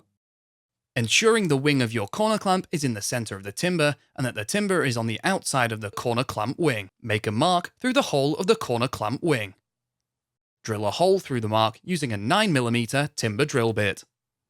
Push a bolt through the timber and corner clamp, ensuring the thread is on the inside of the polytunnel. Adjust the clamp to the height mark and secure with a nut. To secure the side rail to the intermediate hoop, use an intermediate clamp. Ensure your side rail is to the height mark and drill a hole through the timber on each side of the hoop using a 9mm wood drill bit. Place a bolt through each of these holes from the intermediate clamp. An arch pressing is placed over the bolts and secured in place with nuts. To add another section, you will need to join another piece of side rail to the one you have just fitted. Position a nail plate equally across the joint and secure in place using square twisted nails. You will be required to fit a nail plate to each side of the joint.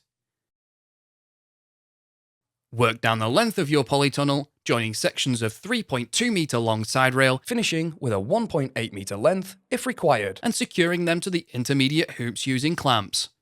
The side rail will exceed the length of your polytunnel and will be cut off later. We will now show you how to fit the side rail from the doorpost to the corner hoop, using a length of timber 1.8 meters long, but an end up to the inside of the corner clamp wing. Make a mark through the hole and another mark where you are required to cut the piece in line with the doorpost. Drill a hole and cut the timber, and then reposition the side rail. Secure it to the corner clamp using a washer and nut.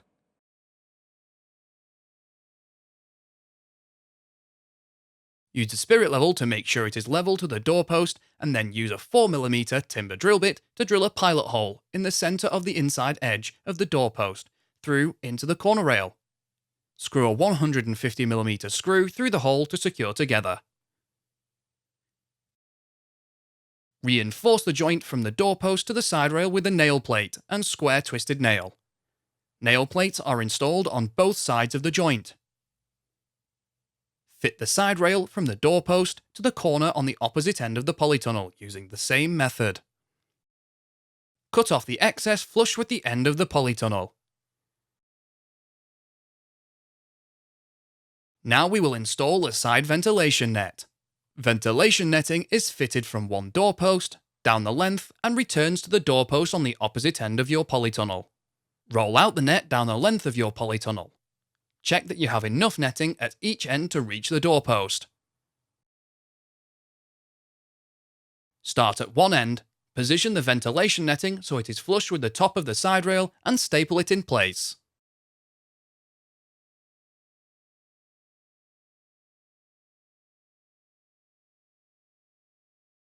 If you have ordered timber side ventilation for both sides of your polytunnel, repeat this process on the opposite side. The next part of the process for installing the side ventilation is done once you have fitted your polytunnel cover. This is because during the process of fitting the cover, the rails are raised, the cover is attached, and then the rails are lowered to add extra tension. Finishing ventilation before the cover has been fitted will hinder the process and will result in the ventilation netting becoming baggy. Please watch the video fitting the polytunnel cover to timber rails and then return to this section to perform the final fit of your ventilation netting. After your polytunnel cover has been fitted, you will be required to secure your side ventilation netting to the base rail and doorpost. The ventilation netting is secured to the base rail using battens. To speed up the process, we recommend pre-nailing a number of battens.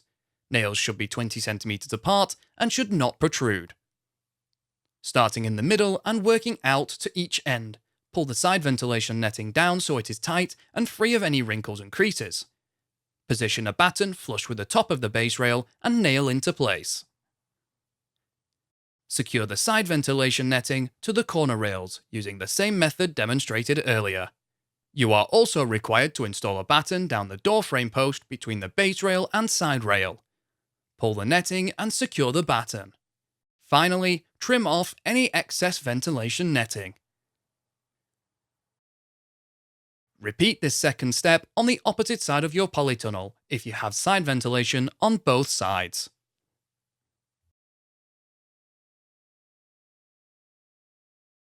In this video, we will show you how to fit side ventilation with a screen. Here are the parts you'll need.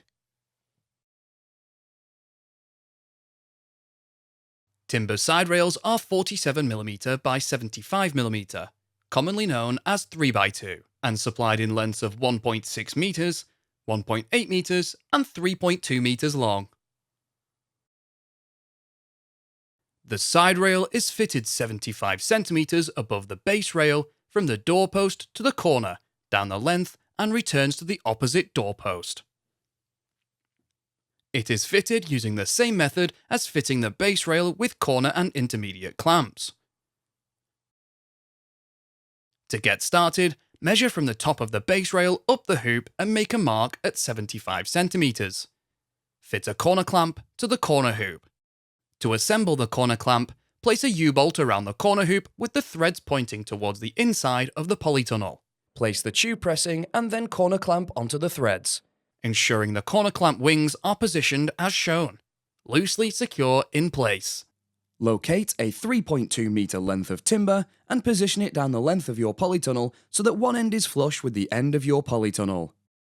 Ensuring the wing of your corner clamp is in the center of the timber and that the timber is on the outside of the corner clamp wing. Make a mark through the hole of the corner clamp wing. Drill a hole through the mark using a 9mm timber drill bit. Push a bolt through the timber and corner clamp, ensuring the thread is on the inside of the polytunnel. Adjust the clamp to the height mark and secure with a nut. To secure the side rail to the intermediate hoop, use an intermediate clamp. Ensure your side rail is to the height mark and drill a hole through the timber on each side of the hoop using a 9mm wood drill bit. Place a bolt through each of these holes from the intermediate clamp. An arch pressing is placed over the bolts and secured in place with nuts. To add another section, you will need to join another piece of side rail to the one you have just fitted. Position a nail plate equally across the joint and secure in place using square twisted nails. You will be required to fit a nail plate to each side of the joint. Work down the length of your polytunnel, joining sections of 3.2 meter long side rail, finishing with a 1.8 meter length if required, and securing them to the intermediate hoops using clamps. The side rail will exceed the length of your polytunnel and will be cut off later.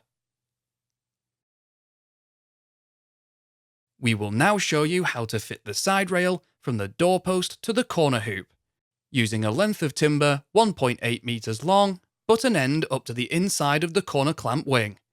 Make a mark through the hole and another mark where you are required to cut the piece in line with the doorpost.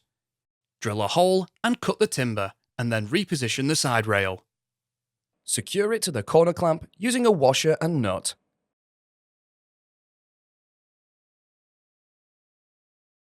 Use the spirit level to make sure it is level to the doorpost, and then use a 4mm timber drill bit to drill a pilot hole in the centre of the inside edge of the doorpost through into the corner rail. Screw a 150mm screw through the hole to secure together. Reinforce the joint from the doorpost to the side rail with a nail plate and square twisted nail. Nail plates are installed on both sides of the joint. Fit the side rail from the doorpost to the corner on the opposite end of the polytunnel using the same method. Cut off the excess flush with the end of the polytunnel.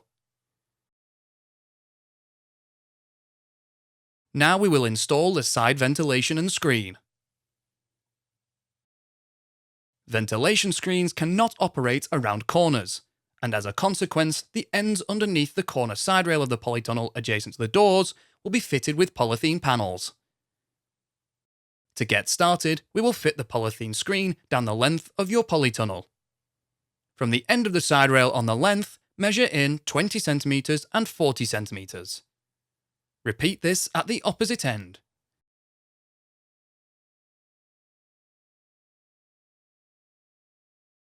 The polythene screen will be fitted between the two 20 cm marks.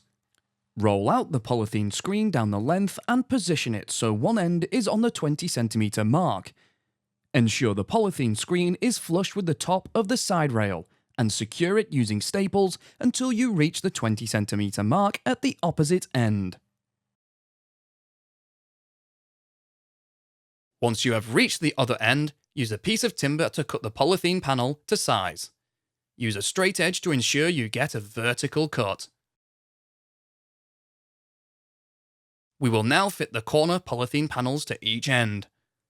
Roll out the polythene panel and position it so one end is on the end of the 40 cm mark and around the corner, leaving it to overhang the doorpost.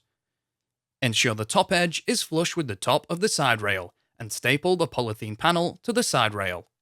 Repeat on the opposite end. The ventilation netting can now be fitted. Staple the side ventilation net flush to the top of the side rail. Ensure the side ventilation net comes beyond each end hoop. If you have ordered timber side ventilation and screen for both sides of your polytunnel, repeat this process on the opposite side. The next part of the process for installing side ventilation is done once you have fitted your polytunnel cover. This is because during the process of fitting the cover, the rails are raised, the cover is attached, and then the rails are lowered to add extra tension. Fitting ventilation before the cover has been fitted will hinder the process and will result in the ventilation netting becoming baggy. Please watch the video fitting the polytunnel cover to timber rails and then return to this section to perform the final fit of your ventilation and screen. A timber post 47mm by 75mm and 1.6 meters long should be cut to fit between the base rail and the side rail. This needs to be positioned flush to the outside of the end hoop. Secure in position to the side and base rail using the right-angled clamps and screws supplied in the side screen fixing kit. Repeat on the opposite end. We now assemble the gearbox winding system. Decide which end of the polytunnel you wish to have the winding mechanism. The large hole in the faceplate goes to the bottom. Insert 2 nuts into the gearbox housing and fix the gearbox in place using 40mm M6 bolts. Fix the gearbox onto the faceplate so that the eye of the winder is positioned internally.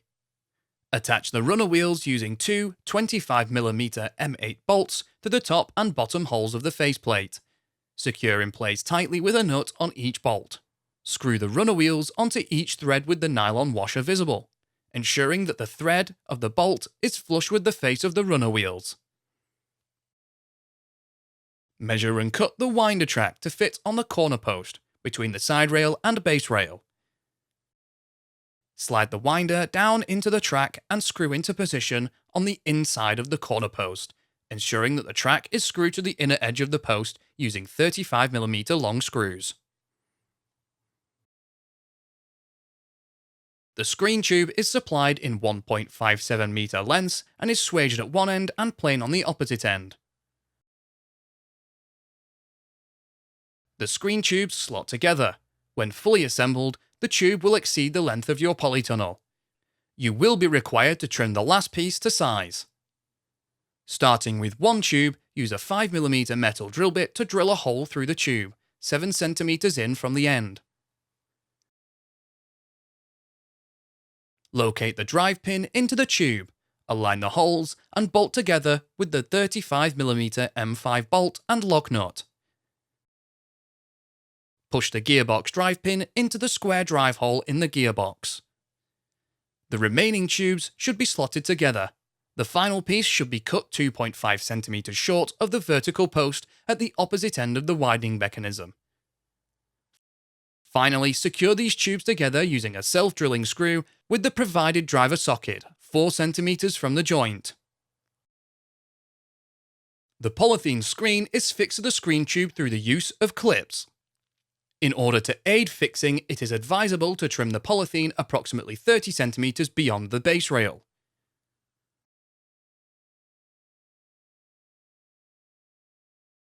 Working from the gear winder end, roll the polythene screen under and around the blind tube. Push the retaining clip onto the screen tube and proceed along the length of the polytunnel, ensuring retaining clips are fitted at each hoop. Fit the remaining clips in a position halfway between each hoop. Slide the hook onto the handle of the gear winder and turn. The gear winder should rise and fall as the ventilation screen opens and closes. If the screen tube needs adjusting, this can be achieved by wrapping more or less polythene around it. With the screen now operational, you can now fix the ventilation net and corner polythene panels to the vertical post, door frame post, and base rail. First, a batten will need to be fitted to the 2 timber posts between the base rail and side rail on the outer face. This batten ensures the winding mechanism does not damage the ventilation netting. From the outside of the polytunnel, lift up the polythene panel and ventilation netting as high as possible. Measure and cut a piece of batten to fit onto the post. It is not required to be the full height. Position this piece on the inner edge of the post and then fix the batten into place with nails. Repeat on the timber post on the opposite end. To aid fitting the corner panel around the corner, cut the corner panel parallel with the length of the polytunnel. Pull it tight and secure it to the base rail with staples.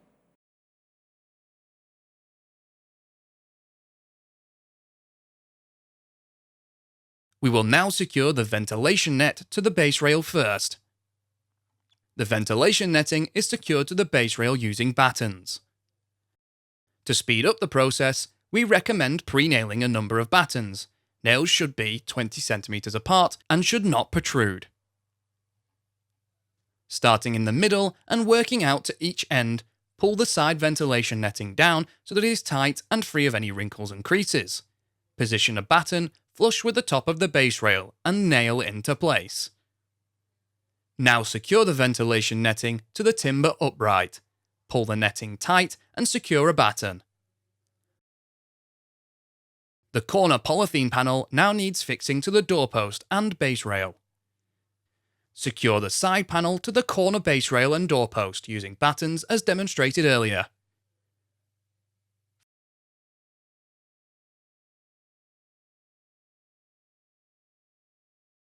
Finally, trim off any excess polythene and net.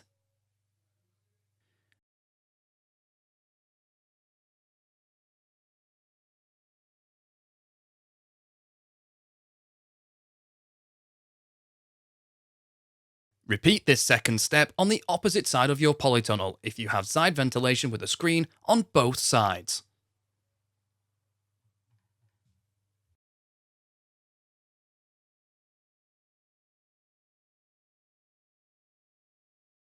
In this video, we will show you how to apply anti-hotspot tape and silver protection tape on your polytunnel.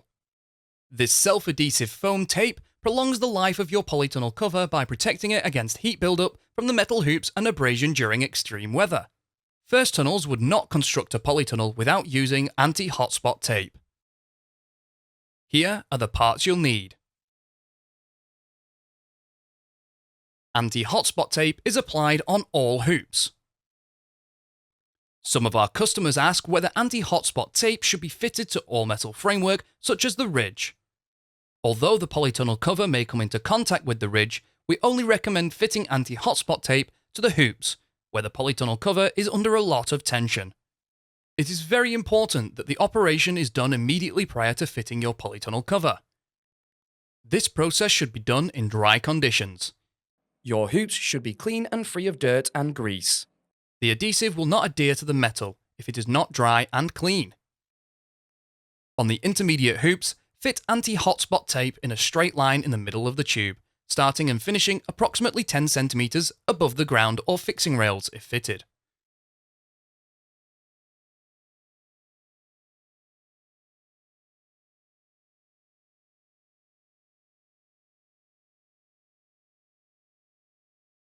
On the two end hoops, the polytunnel cover will touch the top and the side of the hoop, as it is tensioned down the end.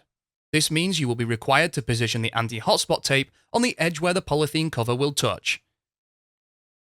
Silver protection tape can now be applied to the two ends of the ridge assembly. If the twin supports have been installed, then silver protection tape is applied to the ends of the twin supports also. Wrap the silver protection tape around the ends in a figure-of-8 motion until all the rough surfaces of the tube have been covered. Each roll measures 4.5 meters in length. Use approximately 2 meters per ridge clamp.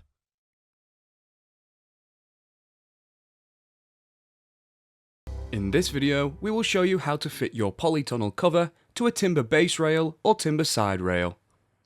We also have videos that show you how to fit your polytunnel cover to an aluminium rail.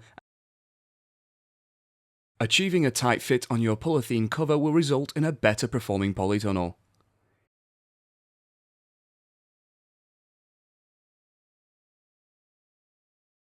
Here are the parts you'll need. We'll start by preparing the framework to be covered. The polytunnel cover is secured to the side rail or base rail and around the door frame by trapping it between a rebate batten and a sheeting batten. Battens are 19mm by 38mm timber and come in 1.8 meter lengths, and you will be required to cut them to size. The battens are secured in place using nails. First, we will fit the rebate batten around the door frame. Rebate battens are fitted so they are flush with the outer edge of the frame. You will require more than one piece of batten and need to cut them to size. Start by fitting a batten to the door frame lintel. Ensure the batten is flush with the outer edges of the door frame posts and secure in place with nails. Now install battens down the doorposts. Battens only need to be fitted to 2 outer doorposts. If you are fitting your polytunnel cover to a side rail, then the rebate batten needs to fit between the rebate batten fitted to the door frame lintel and the top edge of the side rail. If you are fitting your polytunnel cover to a base rail, Then this rebate batten will extend to the top edge of the base rail. Fit the rebate batten to the opposite door frame post in the same way, and then repeat this entire process on the opposite end of your polytunnel.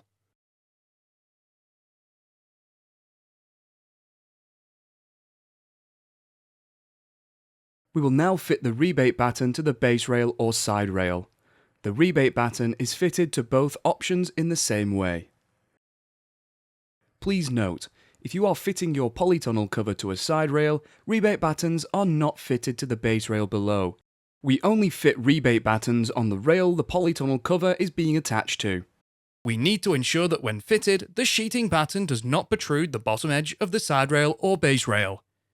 We recommend using a spare piece of batten as a spacer. When securing the rebate batten to the side or base rail, position the spacing batten flush with the bottom edge of your side or base rail. Position the rebate batten on the top and secure with nails. Fit battens between the door frame post and corner hoop. Continue down the length of your polytunnel and then around the corner to the doorpost on the opposite end of your polytunnel. The corner edges are sharp and could potentially rip the polytunnel cover when you pull the cover over the structure. Remove the sharp corners with a saw. We also install anti-hotspot tape onto the sawn corners to give extra protection.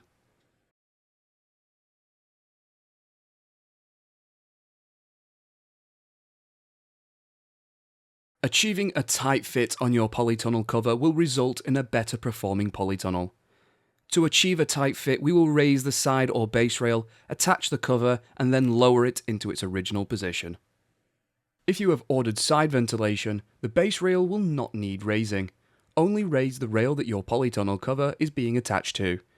This process tensions your cover and ensures you have a drum-tight fit. Make a mark on each hoop where the U-clamp is on the corner and intermediate brackets. Then measure up 6 cm and make another mark. Loosen the brackets, lift them to the 6 cm mark and retighten.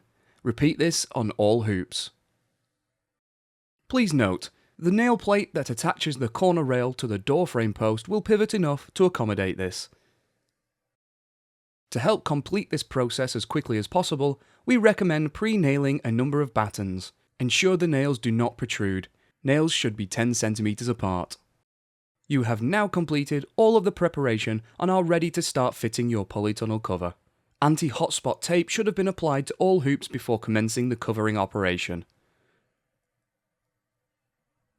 Ensure you give yourself enough time to complete fitting your cover. This is not an operation to be undertaken alone. We also suggest that this is done on a calm day as heavy wind and rain will hinder the process. Only begin fitting your polytunnel cover when you are confident that it can be completed without unnecessary interruptions. Although the polythene is very strong and can withstand a lot of abuse, pulling and stretching the cover can sometimes leave finger marks.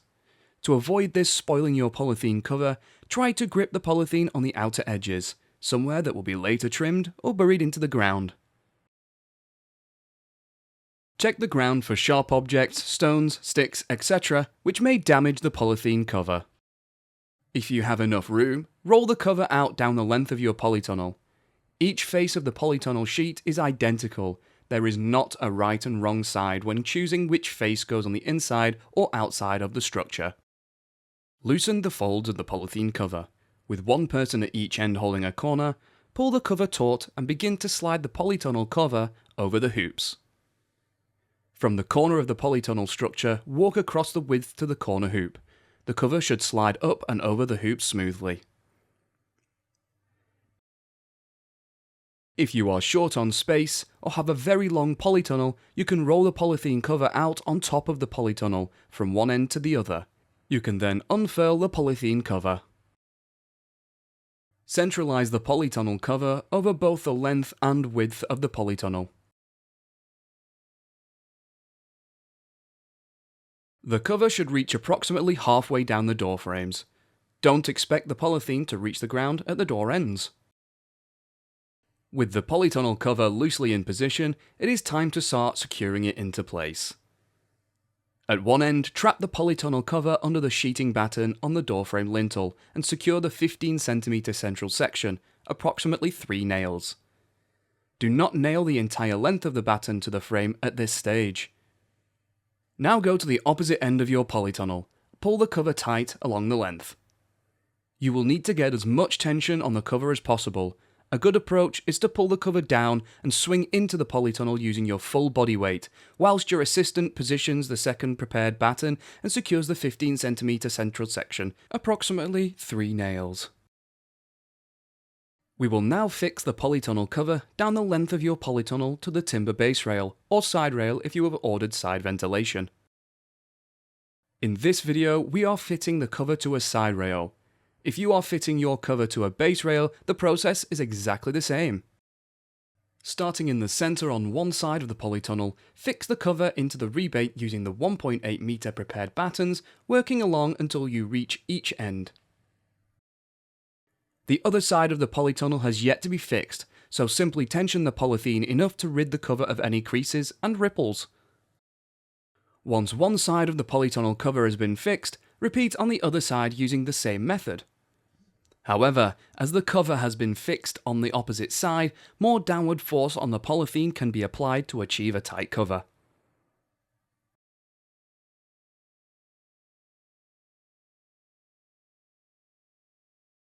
At the corner where the cover has been fitted to the timber rail, below this rail cut the polythene parallel with the end hoop. This frees the polythene at the corner, allowing pleating and fitting to the door frame post. Carefully pull the top door batten slightly away from the door frame lintel, pull down on the polythene and begin to tuck the polythene behind the batten. Secure a few nails at a time. Work from the centre to both sides until the door frame lintel batten is fully secure. Now we will secure the polythene cover to the doorposts. You're looking to achieve consistent pleats. We recommend you do a dry run to gauge the amount of pleats for an even distribution. The pleats start at the centre and dissipates as you reach the straight side of the polytunnel hoop. Position a batten down one of the doorposts and hammer the first 2 or 3 nails in. You will continue to pleat the polythene down the sides. Pull the cover as tight as you can and secure a couple of nails at a time. Keep working down the doorpost. If you are fitting the cover to a base rail, you will secure battens to the bottom of the base rail. If you are fitting the cover to a side rail, only hammer in nails until you are level with the side rail. Repeat this process to secure the cover to the other door. We will now tension the polytunnel cover. The tensioning process is the same whether you are fitting to aluminium or timber rails. Loosen the corner and intermediate clamps and push the rail down to its original position. Then firmly retighten all clamps.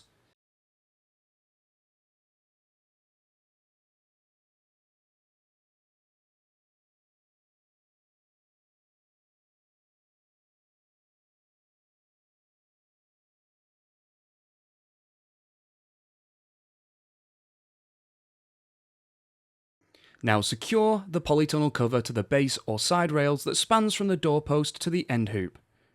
Measure and cut a piece of the batten to fit. Pull the polythene down and secure in place. Repeat on both sides and then on the opposite side of the polytunnel.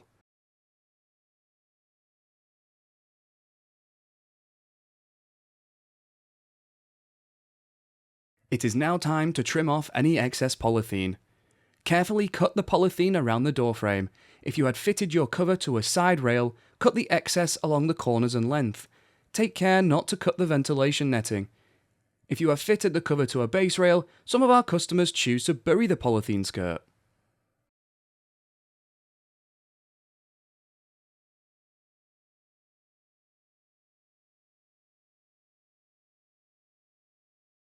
We will now fit the polythene panels between the inner door frame post and the outer door frame post. Unfold the polythene panel. Make one edge flush with the outer edge of the outer door frame post and secure in place using staples.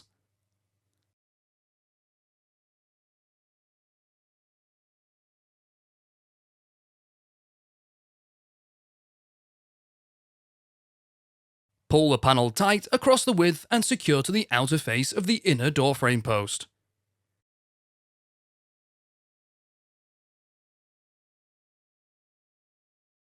Nail battens down the two sides. This will further secure the panels in place.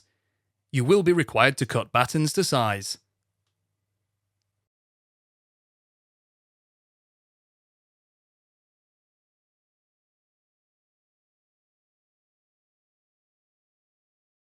Secure the bottom of the panel to the top edge of the base timber.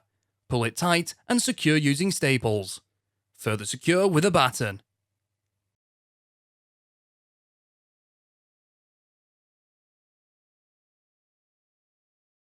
Finally, pull the panel tight to the top and secure using staples and battens.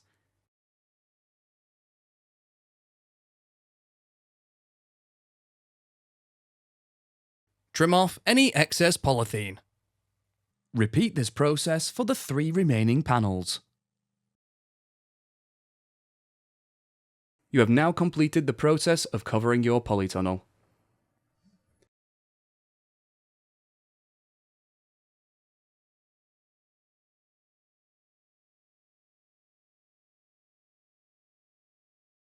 In this video, we will show you how to fit your polytunnel cover to an aluminium base rail or aluminium side rail. We also have videos that show you how to fit your polytunnel cover to a timber rail. Achieving a tight fit on your polythene cover will result in a better performing polytunnel. Here are the parts you'll need. We'll start by preparing the framework to be covered. The polytunnel cover is secured to the side or base rail by trapping it in the channel and using the profiles provided. The polytunnel cover is secured to the door frame by trapping it between a rebate batten and a sheeting batten. Battens are 19mm by 38mm timber and come in 1.8 meter lengths, and you'll be required to cut them to size. First, we will fit the rebate batten around the door frame. Rebate battens are fitted so they are flush with the outer edge of the frame. Start by fitting a batten to the door frame lintel. Ensure the batten is flush with the outer edges of the door frame posts and secure in place with nails.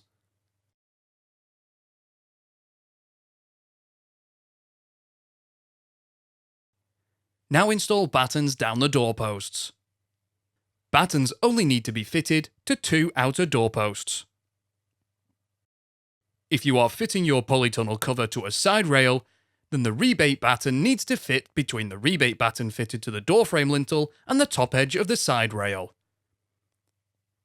If you are fitting your polytunnel cover to a base rail, then this rebate batten will extend to the top edge of the base rail. Fit the rebate batten to the opposite door frame post in the same way, and then repeat this entire process on the opposite end of your polytunnel. Achieving a tight fit on your polytunnel cover will result in a better performing polytunnel. To achieve a tight fit, we will raise the side or base rail, attach the cover, and then lower it into its original position. If you have ordered side ventilation, the base rail will not need raising. Only raise the rail that your polytunnel cover is being attached to. This process tensions your cover and ensures you achieve a drum-tight fit. Make a mark on each hoop where the U-clamp is on the corner and intermediate brackets. Then measure up 6 cm and make another mark.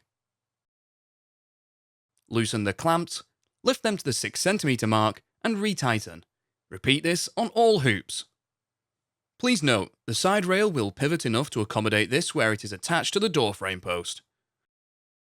The polytunnel cover will be trapped between the rebate batten and the sheeting batten around the door frame. To help complete this process as quickly as possible, we recommend pre-nailing the door frame battens. Ensure the nails do not protrude. Nails should be 10 cm apart. You have now completed all of the preparation and are ready to start fitting your polytunnel cover. Anti-hotspot tape should have been applied to all hoops before commencing the covering operation.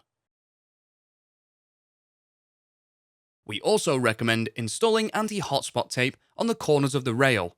This will add extra protection so you will not damage your cover when pulling it over the structure. Ensure you give yourself enough time to complete fitting your cover. This is not an operation to undertake alone. We also suggest that this is done on a calm day, as heavy wind and rain will hinder the process. Only begin fitting your polytunnel cover when you are confident that it can be completed without unnecessary interruptions. Although the polythene is very strong and can withstand a lot of abuse, pulling and stretching the cover can sometimes leave finger marks.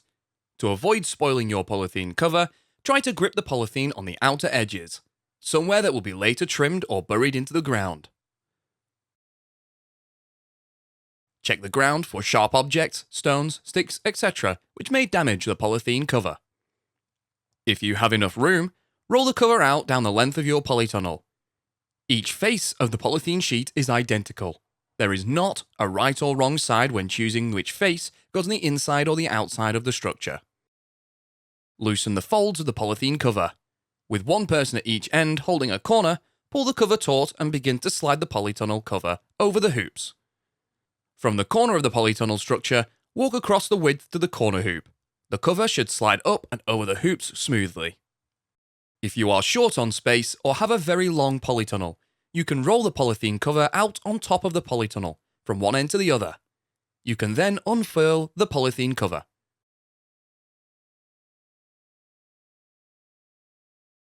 Centralize the polytunnel cover along both the length and width of the polytunnel. The cover should reach approximately halfway down the door frames. Don't expect the polythene to reach the ground at the door ends. With the polytunnel cover loosely in position, it is time to start securing it into place. At one end, trap the polytunnel cover under the sheeting batten on the door frame lintel and secure the 15 cm central section, approximately 3 nails. Do not nail the entire length of the batten to the frame at this stage. Now go to the opposite end of your polytunnel. Pull the cover tight along the length. You will need as much tension on the cover as possible. A good approach is to pull the cover down and swing into the polytunnel using your full body weight, whilst your assistant positions the second prepared batten and secures the 15 cm central section, approximately 3 nails. We will now fix the polytunnel cover down the length of your polytunnel to the aluminium base rail or side rail if you have ordered side ventilation. The other side of the polytunnel has yet to be fixed, so simply tension the polythene enough to rid the cover of any creases and ripples. Starting in the centre of one side of the polytunnel, fix the cover by pressing the U profile into the channel. If fitting to a side rail, use the top channel. You will be required to cut the profiles to size. Work to both ends, adding sections as you go. Once all the U profiles are in place, use a rubber mallet to hammer the T profile into place, ensuring it covers any joins in the U profile. Once one side of the polytunnel cover has been fixed, repeat on the other side using the same method. Too much tension will make it difficult to insert the U profile. Lessen the tension as required to aid fitting. At the corner where the cover has been fitted to the aluminium rail, below this rail, cut the polythene parallel with the end hoop. This frees the polythene at the corner, allowing pleating and fitting to the door frame post.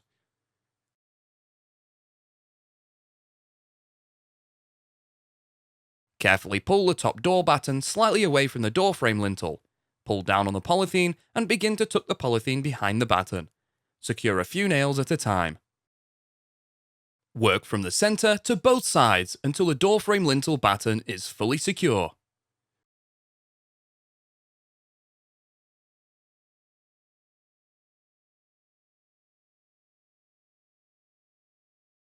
Now we will secure the polythene cover to the doorposts. You are looking to achieve consistent pleats.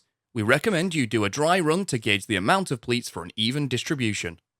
The pleats start at the centre and dissipates as you reach the straight sides of the polytunnel hoop. Position a batten down one of the doorposts and hammer the first 2 or 3 nails in. You will continue to pleat the polythene down the sides. Pull the cover as tight as you can and secure a couple of nails at a time. Keep working down the doorpost. If you are fitting the cover to a base rail, you will secure battens at the bottom of the base rail. If you are fitting the cover to a side rail, secure a batten down to this rail. Repeat this process to secure the cover to the other door frame. We will now tension the polytunnel cover. When covering is complete, loosen the base rail or side rail clamps. Push the aluminium rail down to its original position to tension the cover and retighten the clamps.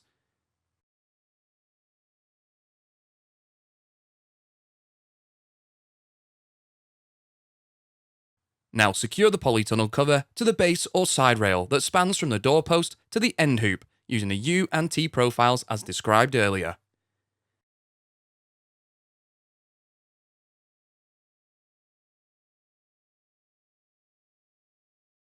It is now time to trim off any excess polythene. Carefully cut the polythene around the door frame. If you have fitted your cover to a side rail, cut off the excess along the corners and length.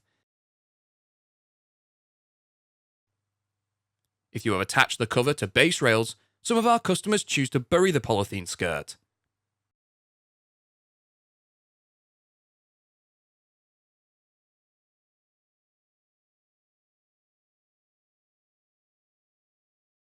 We will now fit the polythene panels between the inner door frame post and the outer door frame post.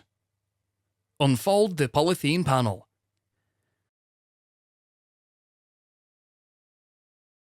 Make one edge flush with the outer edge of the outer door frame post and secure in place using staples.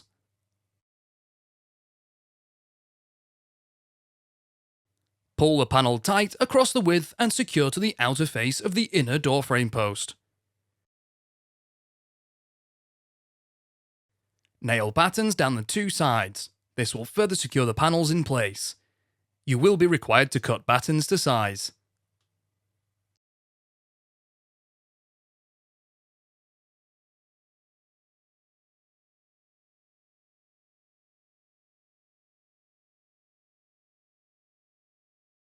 Secure the bottom of the panel to the top edge of the base timber. Pull it tight and secure using staples. Further secure with a batten.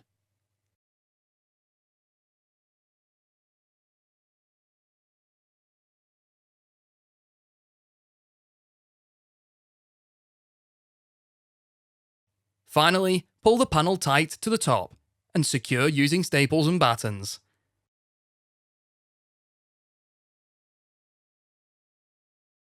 Trim off any excess polythene.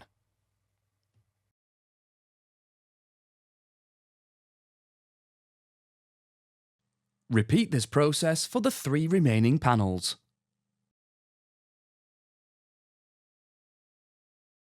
You have now completed the process of covering your polytunnel.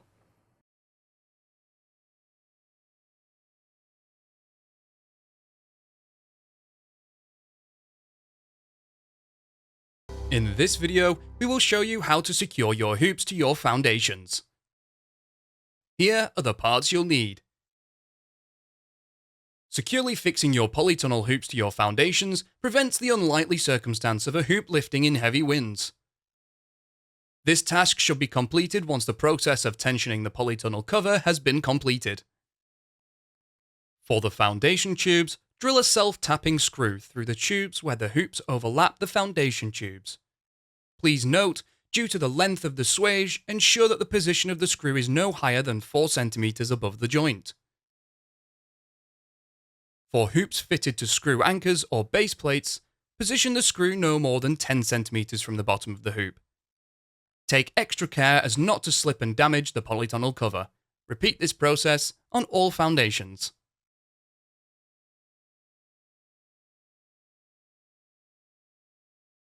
In this video, we will show you how to install irrigation on your polytunnel. Here are the parts you'll need. The irrigation tube is supplied in one reel, which will need to be cut to size. First, we install the straining wire that is used to support the irrigation tube. Be careful when handling this straining wire as not to puncture a hole in your polytunnel cover. There will be 3 lines of straining wire. You should install 1 length of straining wire down the center of your polytunnel. The other 2 should be equally distanced from the center and the side of your polytunnel. Start by taking one end of the straining wire and wrapping it around the door rail at one end of your polytunnel. Twist the wire to secure it. Unravel the wire and pull it down the length of your polytunnel to the opposite end. Ensure the wire runs under the crop bars if installed.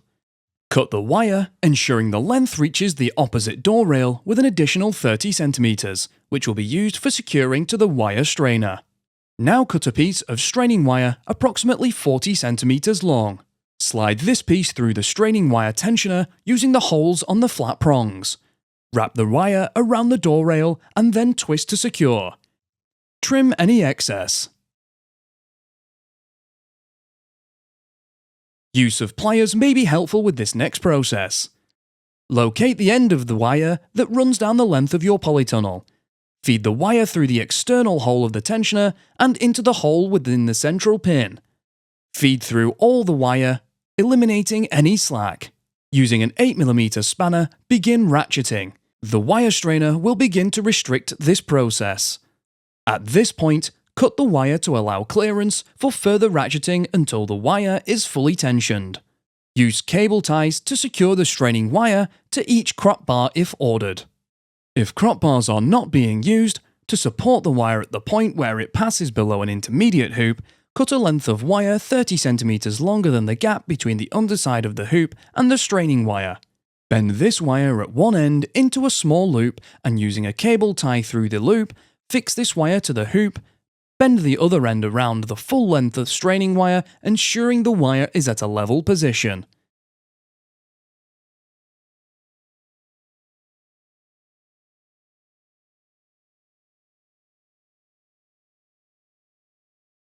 Now position supporting hooks down the length of the straining wire. The support hooks should be positioned at 60 cm spacings. Repeat this process to install the two remaining straining wire supports. We will now start to install the irrigation pipe. First, you will want to decide where you want your water supply to enter your polytunnel. You will fix the tap to the nearest intermediate hoop. A central position is ideal, as this system allows 6 zonal areas to be operated independently should low water pressure not allow the whole area to be watered at one time. Assemble the inlet system. Take note of the water flow arrows stamped on the filter. Ensure the water flow follows the arrows. PTFE tape should be placed around the thread end of the filter and the thread end of the ball valve.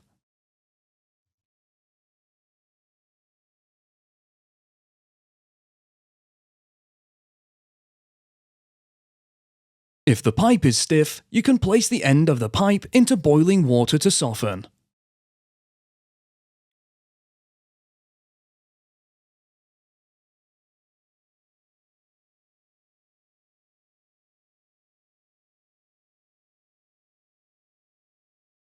Use cable ties and begin fixing the inlet system and connected pipework to the chosen intermediate hoop. Position the inlet system at a suitable height for ease of access, taking into consideration any staging or shelving that may be fitted. Continue securing the header pipe to the polytunnel hoop using cable ties, approximately every 1 meter until you are vertically above the first straining wire. At this point, cut the pipe.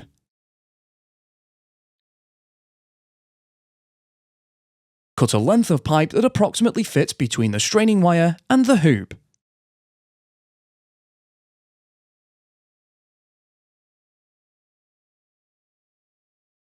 Onto one end of this connecting pipe, position a coupling nut, insert a grip ring, and secure to the T-piece.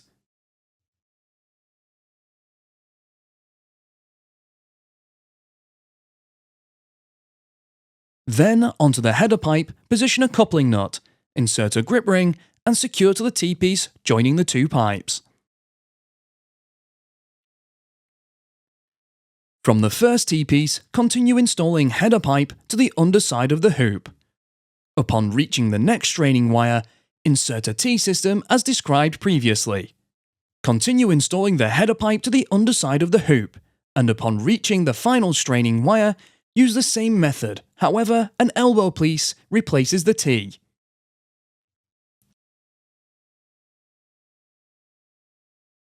Assembly of the T-piece and ball valves. Connect a ball valve to each end of the T-piece as shown.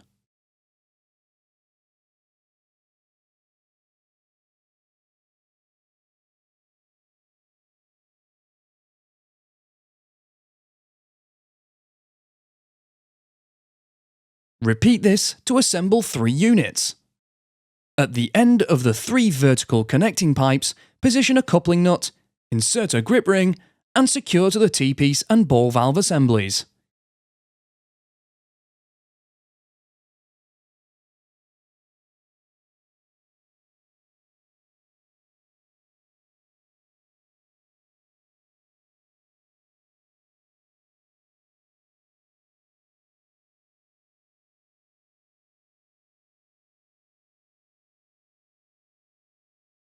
Now you will install 6 lengths of overhead spray lines from the T-piece and ball valve assembly.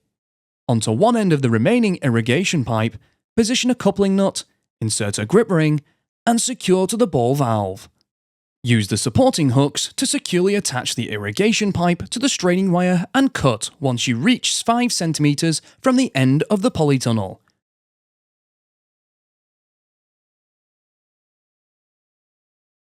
Repeat this process a further 5 times. On each end of the overhead spray lines, you will need to fit a plug. Position a coupling nut, insert a grip ring, and secure to the male plug.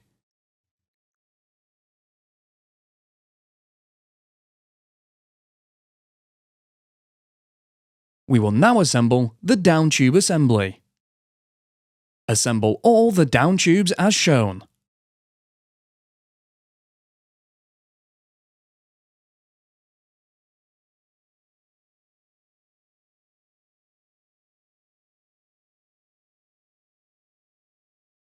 To install the down tube assembly, use a hole punch to punch a hole into the irrigation pipe. Punch a hole into the underside of the spray line centrally between each hoop and then simply push the down tube assembly into the hole. Repeat this process to fit the remaining down tube assemblies.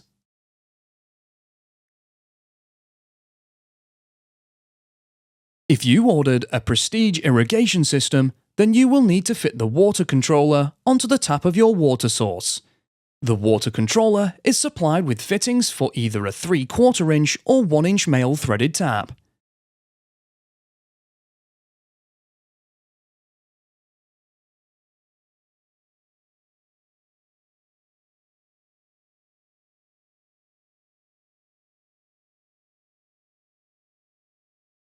Use the 2 hose to female click fittings to run a hose between the male click fittings on the water controller and the polytunnel.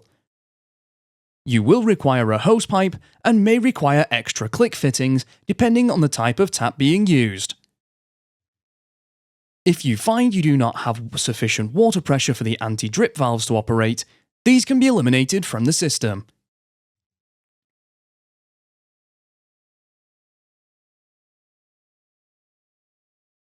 Your system is now ready.